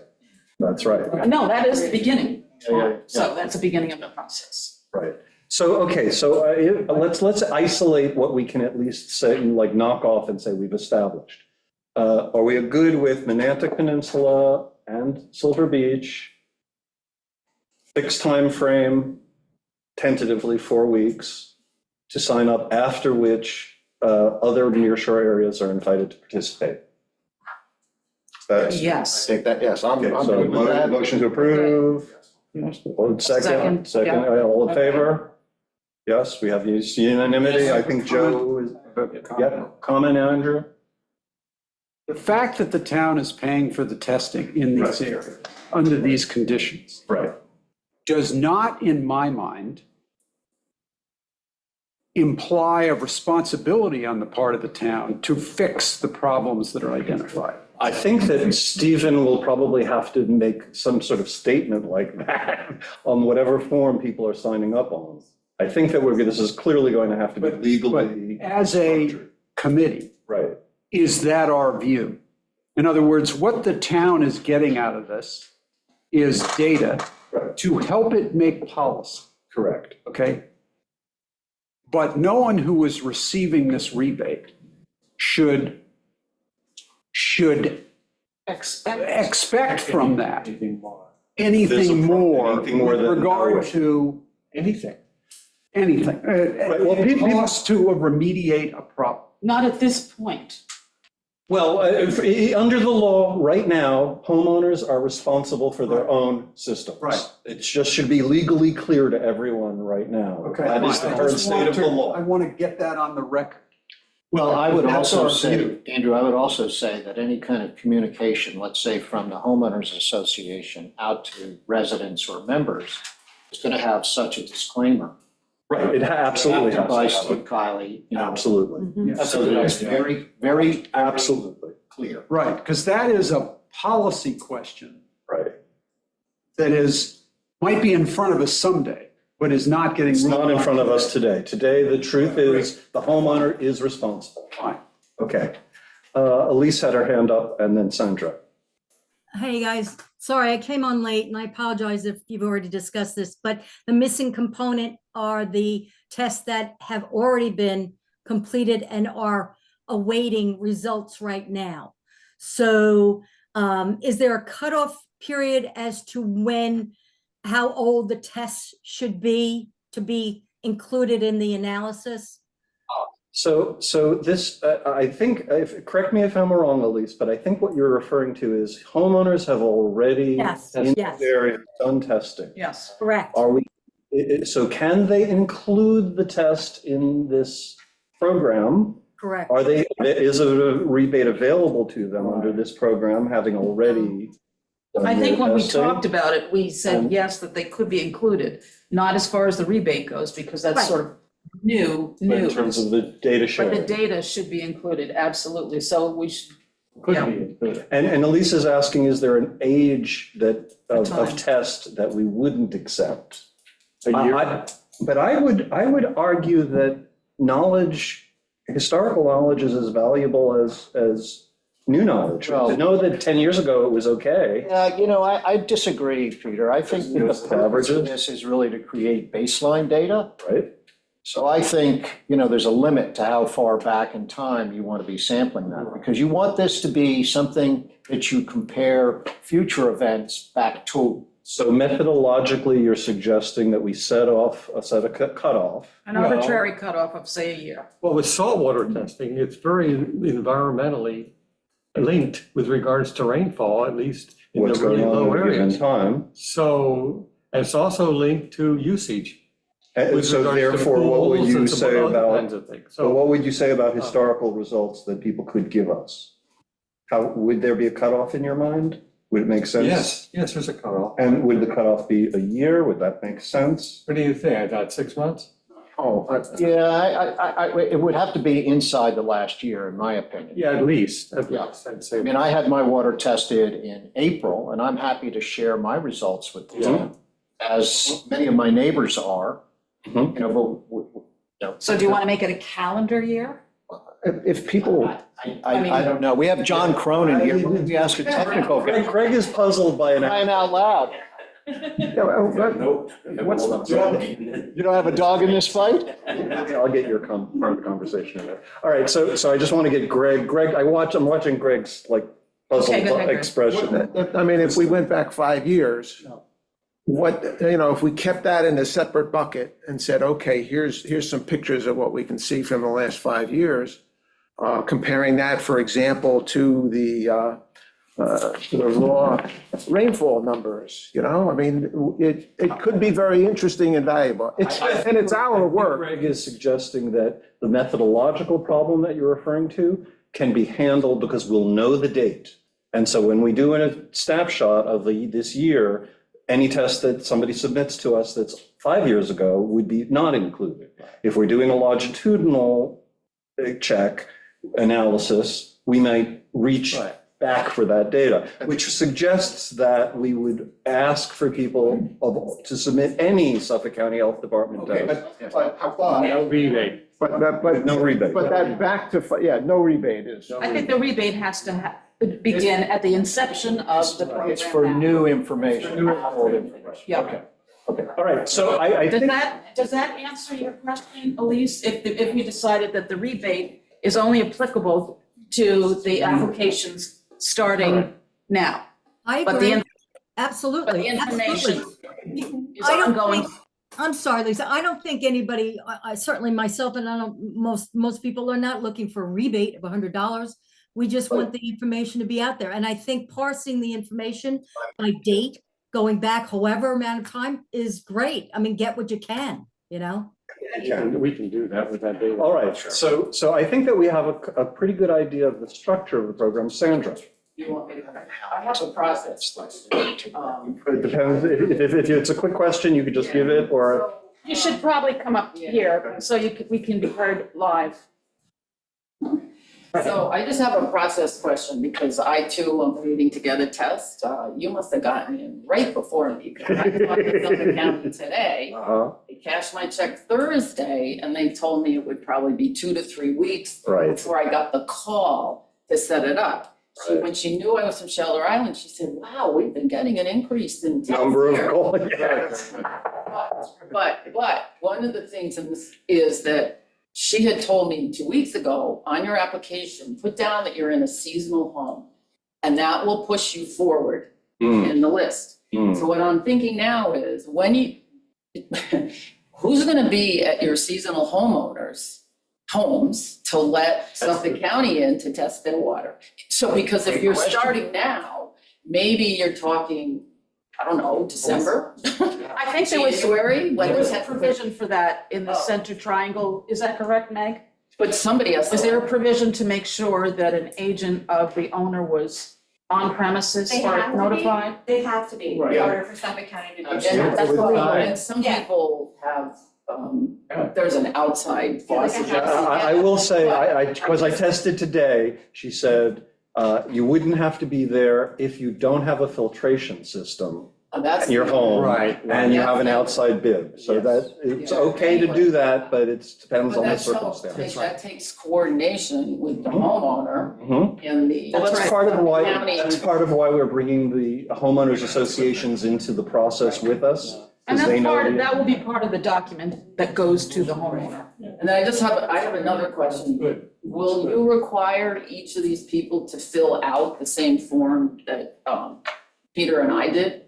Or how will, because you need to know your map, you need to know your tax number, No. you need to know, there's a lot of Yeah. questions. They want your filtration system. Whether you have a filtration system or not. Yeah, so will you do that? So yes, they will be required to apply with the county. The county has also said to me that, that can be done by the telephone. And they can take a credit card. So Well, yeah. Yeah, Actually, it there's didn't an have to be online snail form. mail. There is an You online do, form. But you have to create an account with Suffolk County, the services, which But is the why I value of this, decided not to Sandra, do that. is that we want consistent information. Yeah, no, I So we agree. want to have it from the same lab, Oh, with all the absolutely. criteria the same. So yes, all of that would be. But I just wonder what, if there was But the yes. additional burden on the homeowner, unlike. There is the addition, the truth is, we are not actually applying for the test for you, right? Yeah. Right, so therefore, what we're doing has more to do with education, walking people through it, or using their internal organizations, their neighborhood organizations to help that process. No, Peter, we are not filling out applications. No, I'm not saying that you're gonna fill out the No, application. I'm just saying the neighborhood organization is not great. No, I'm not saying It's that. well beyond, I think the other thing we have to recognize is that if you're trying to do this online with all these complicated aspects, this is beyond the ability of many people to do. To apply, so it's literally a phone call you can make and you'll get Paper, tested. Piece of paper. And the sign-up sheet will be, I'm willing to share my data and, and. Are you who am saying I? that the process of application is beyond people's ability to do? Some people, yeah.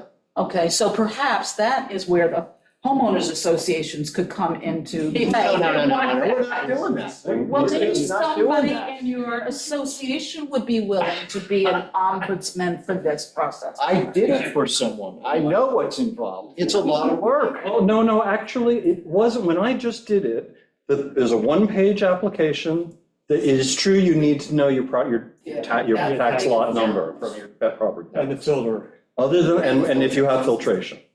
But that's what you need, and then $100 check, and so it's, And you do get them on the first try on the phone. they do pick up. And they will It's a spend as Donna. much time with you as you need. And they'll fill it out with you on the Yes, phone. they'll walk through you Yes. line by line. Yes. So that's pretty good. And I just asked Christina this morning to include the phone number on what we already have on the WAC page, saying, not only can you click here and send your $100 check, but you could also just phone this number.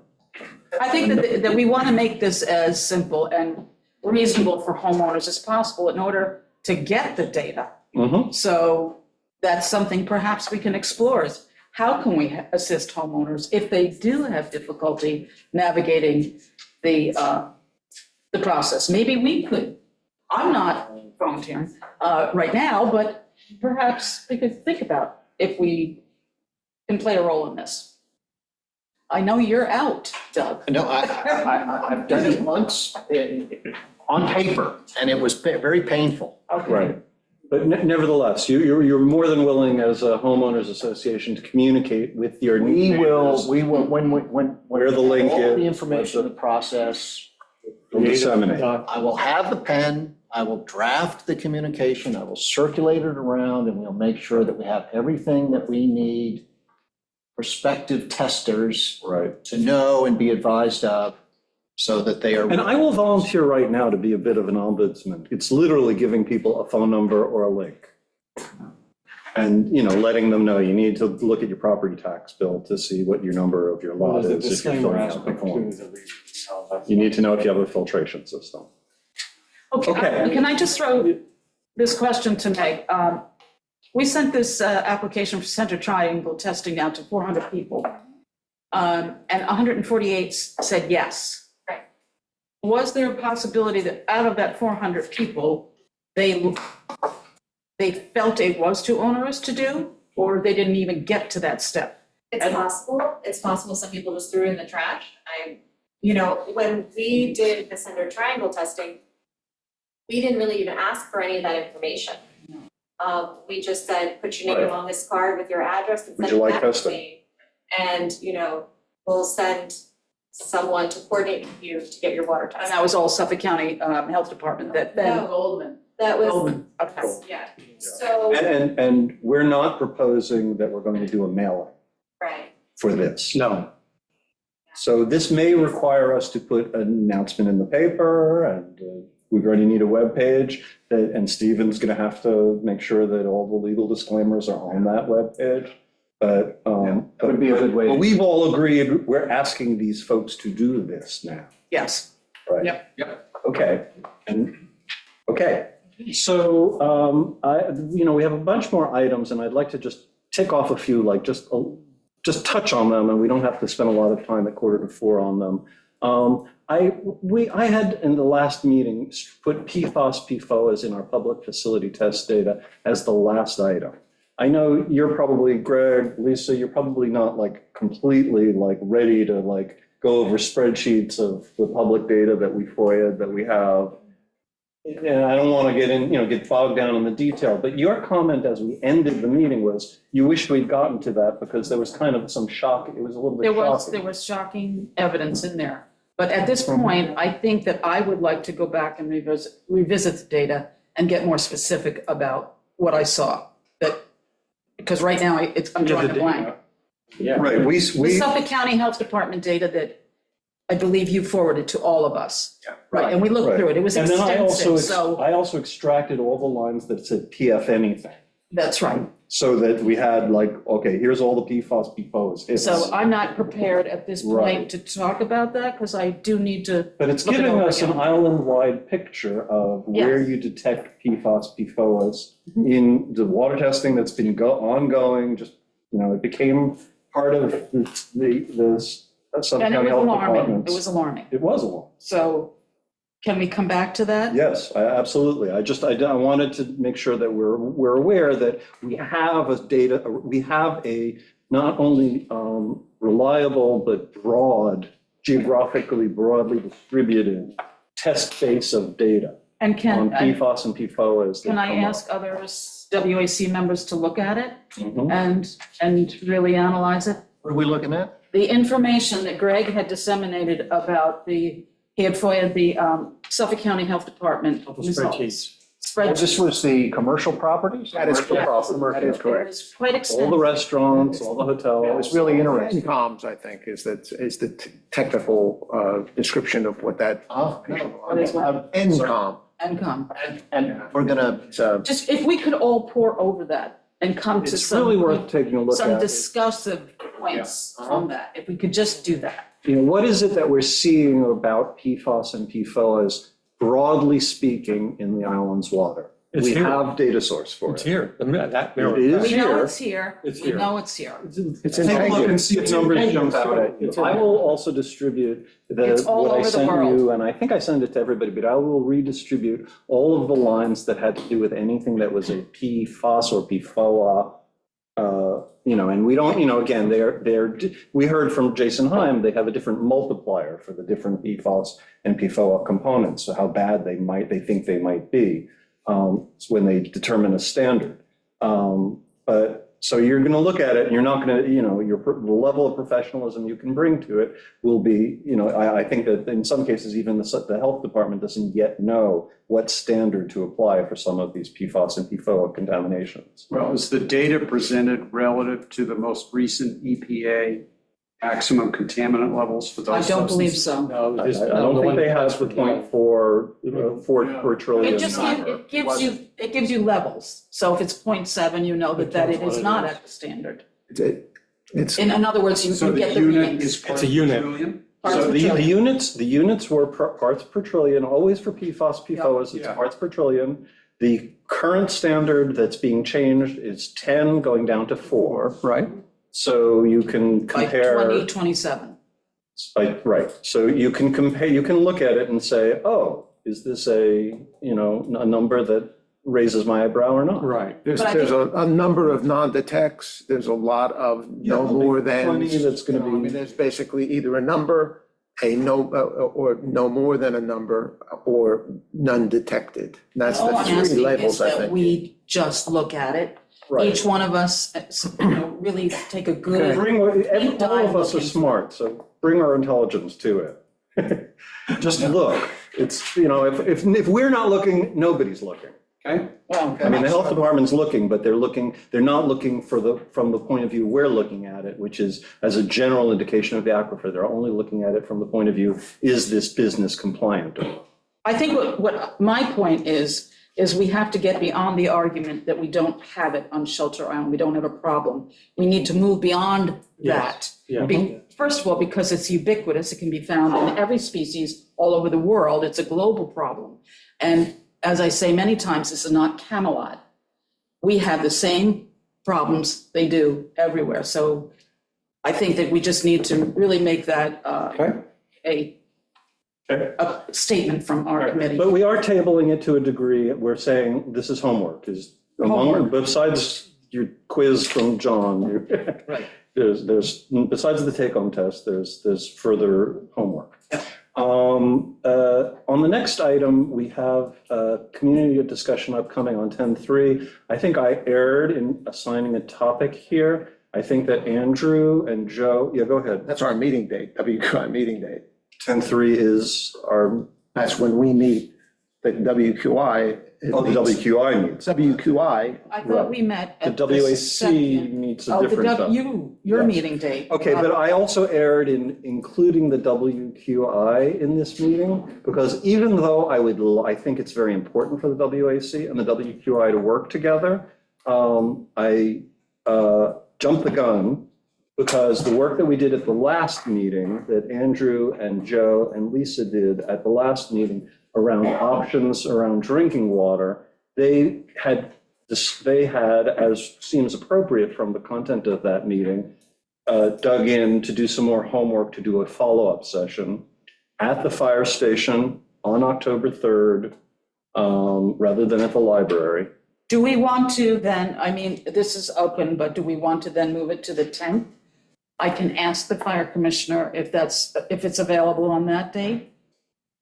I'm just asking people. Does it, I'm not sure if it I don't know matters. if you talked to, I had spoken to James, but James also, I spoke to him afterwards saying, you know what, no, they actually have a program they want to do first. So What it'll be a time is the subsequent meeting, Greg? program. it is 6. Okay, so it's the So same it is a time. conflict. If these guys want to attend, it's a conflict. So you might want to ask if the 10th is, Third is not a great, it's a holiday. 3rd is a holiday. Rosh Hashanah. Oh, you're right, it is Rosh Hashanah. Okay, so because we're always trying to pull these dates out of the air, it would be good if we could all decide what is a good date that works for everybody. I do like You need your keeping the. planning book? I don't have it. Okay, I hear you. Okay, but so we can coordinate, but tentatively, is the 10th, does the 10th sound like a And good there's, alternative? we also don't have to have it on a Thursday. We We could do have it not. on a Wednesday. We do not. We could have it October the 2nd, Wednesday night, if that works for All right, everybody. so let's do a tentative, actually, let's do 2 tentative dates. We'll get back to you by email. All right, so All the right, tentative tentative dates would dates be are- October 2nd, Wednesday. I cannot do that. I'm just telling you, I know I can't do that. Tuesday? Make this next one good. All right, I'm throwing it out there. Tuesday, does Tuesday work for everybody? What night of the week That would be works? October 1st, right? Day after Halloween. October 1st? No, Yes. day, month before Halloween. You don't have your I book? use it as a phone. What time? It's a phone. I can't make 5 the o'clock. hunting that night. Can't do that. You're hunting that night. Are you working for the deer and? Deer and tick, no. Okay, so that Except for doesn't work. He's working for dinner. Is every Wednesday night work for you? No. How about October 9th? 9th or 10th? Fine, 9th or 10th. Let's go there. 9th or 10th. Let's find out if the 9th or 10th works Okay, for let's us. do Fine, that. I'll get back. Do you guys want to think about how you want to frame the meeting? Okay, so let me give you a sense as to our thinking about that content. The meeting we just had was fairly conceptual around different ways of dealing with quality issues in private wells. Okay? The next meeting on purpose is to take 2 or 3 different well test scenarios, which are based on input from Joe and realistically, are realistic in that it's quite likely that there are wells out there that have these kind of test results, and present to the attendees different ways of bringing that water to potability, what the solution would be, what the space requirements would be, what the upfront cost would be, and what the annual maintenance cost would likely be of systems, of basically private well treatment systems. What the risks are, and what the risks both to the homeowner, to the environment, and so forth. In other words, a qualitative opportunity and risk presentation around each one of those, including, as I said before, costs. In addition, there will be a discussion of solving that same set of problems with a community water system if it were available. The cost information will be based on assumptions and rules of thumb, and those will all be identified and laid out. So what's the purpose of this? The purpose is to move from problem to alternatives, to assessment of alternatives based on the best available information we've got, so that we don't regress to ideology, we don't regress to our biases, we actually move past that. I personally do not know what the answer is going to be. What I've done, so my part of this is, okay, Andrew, go to some private well water treatment vendors and get their recommendations as to how they would deal with a customer who came in with a particular test result, what they'd recommend, what it would cost, what the requirements would be in terms of space, energy, and so forth, and what the ongoing maintenance requirements would be. And that I would summarize those different alternatives to the group. The biggest thing you have are the number of fixtures in the home, basically. And so to have multiple options would make it really, really hard. You probably need to standardize on a toilet, X number of 2 people, kind of a setup. And that's what Yes. Mermaid or somebody could, I mean, you could do one. Yes. I don't know how many more you want, but. That's correct. Household or. Assume a 4-bedroom house, 2.5 Fixtures, it's baths, a so number- forth and so on. Number of fixtures that you have in there, Yep. just like the hunting, what do they call that, the curve that they use when they. The hunters. do that. Hunter analysis. curve data. Fine. And then the professional organization would be able to have enough data, in other words, to come up with a configuration. Fine. As I looked into it a little bit and I said, there's no way I can, I could come up with a materials cost on some of these solutions, just buying them from a vendor and putting them in myself. The moment then you get into installation cost. You don't know, because you don't know what the setting is. Even what you're doing here is. You have to make assumptions about that. It is going to be, right, and we're going to have to When you have caveats and When say you get this down is to the based on cellar and you assumptions. find out where it is and so forth, even for a point of use, single point, that's the easiest, a single point of use we could do. And again, that depends on how big of a space you have under your sink or a space under that in the cellar somewhere that you can hook that up, and have the skill to be able to poke a couple holes in the pipe. So I'm just saying that this gets into a tricky area as far as coming up with money, except for the public. The public one, we could go Suffolk County Water Authority, and they could give us an estimate, which is. Well, Joe has all of that computation. He has that. And that's something that everyone probably would like to know as much as anything, Right. because they all could go to a vendor with their own individual issues. So That's my thought, anyhow, that's. And I think that's very good. we're in alignment in terms of what to expect from this Yeah. meeting.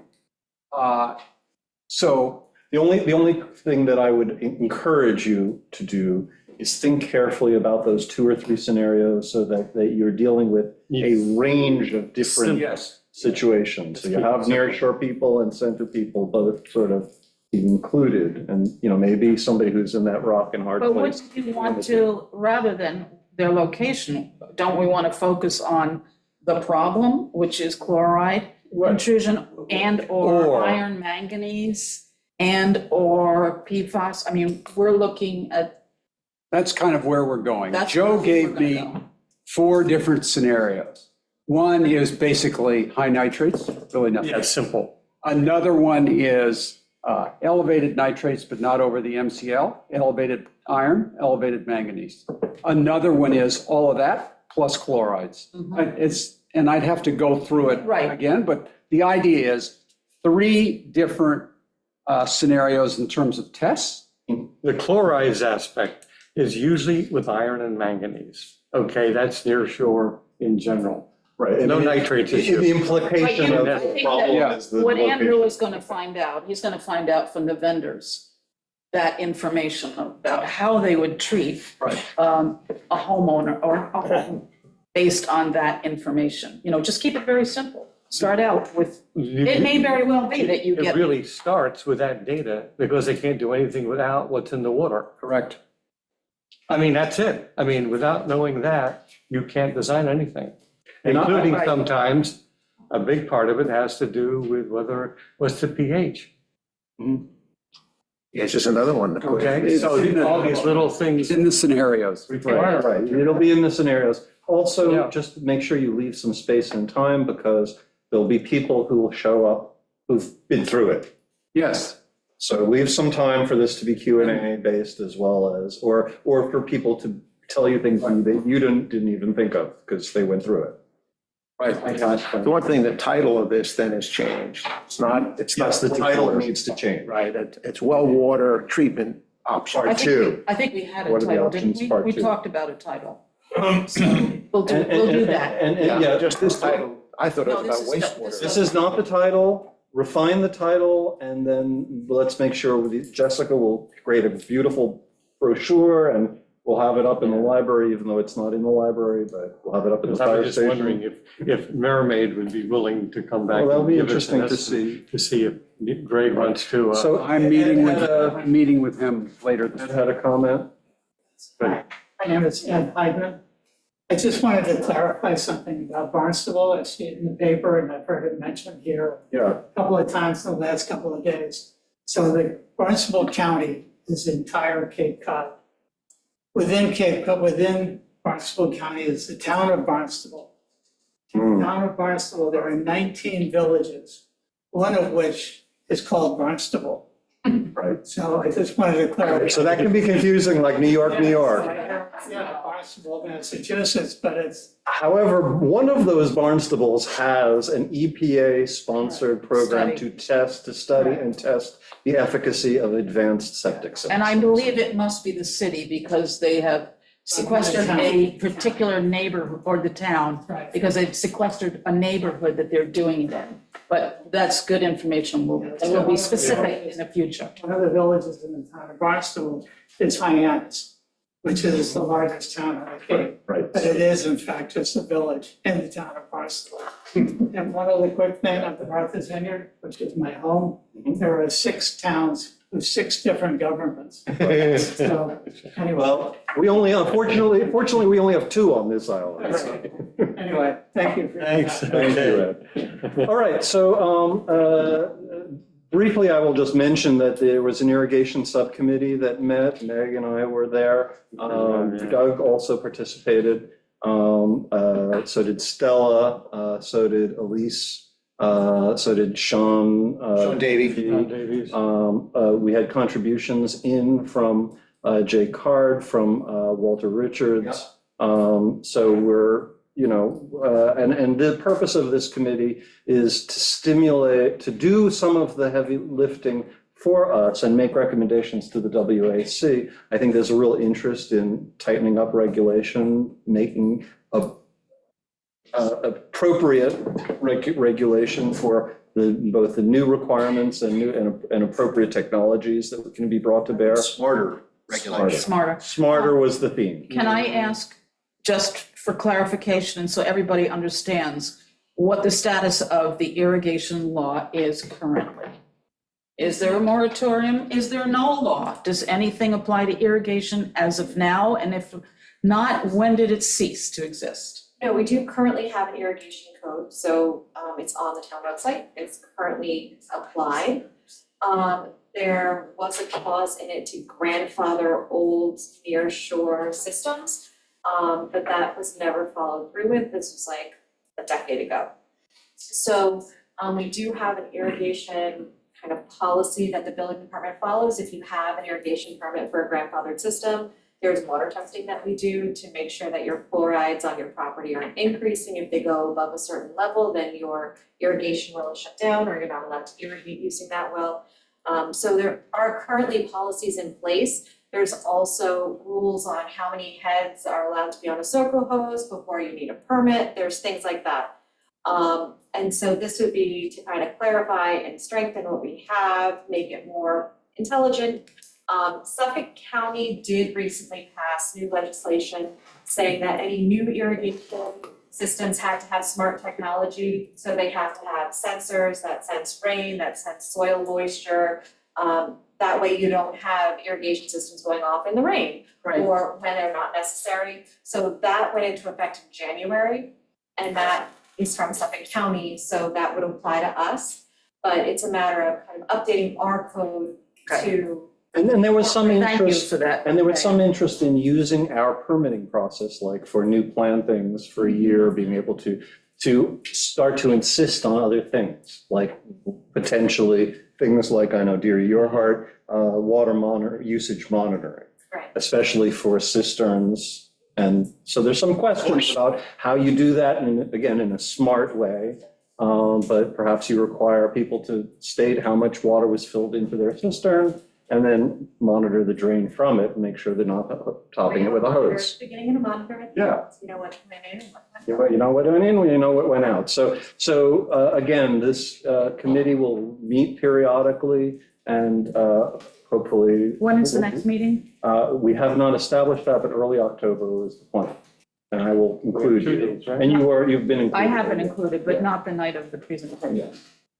Okay, so, yes. Just as far as irrigation, have you all seen the article? It was about 2-3 weeks ago in the Times about the sludge contaminating Oh, my God. farms.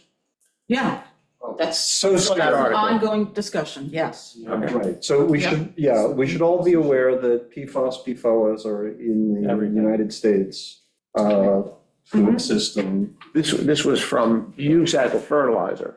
used as a fertilizer on Yeah, farms at 20% of farms in the United States, which is. Yeah. Oh, you're talking about surface application of Yes, wastewater? yes. Oh, yeah, that's. This was sludge. Yes. Yeah, Yeah. and it's a big Yeah. problem up in Maine, they've had to shut down fields or Yep. things. So this is something. And that- out west, I mean, Colorado, Nebraska, huge problem. It's been for years, really.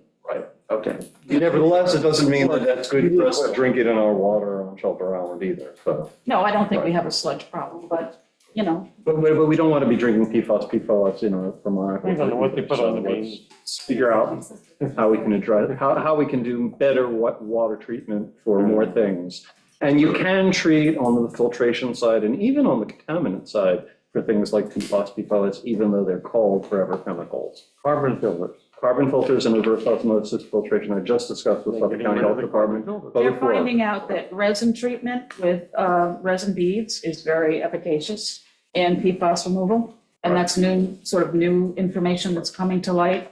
And so we want to keep an eye on that. What was it? It's resin, Right. resin, polymer resin beads used in the, I don't know Many technique. different kinds, yeah, almost all water treatment systems have resin beads in them, and it depends on what they're made of, or they're anode. I don't know the anode. minutia of it, but I just know that that is. Interesting, yeah. The science matters. Okay. Emphasis. All right, so any old business or new business that people feel needs to be brought up at this point? We've really done a pretty full session. Doug has to go.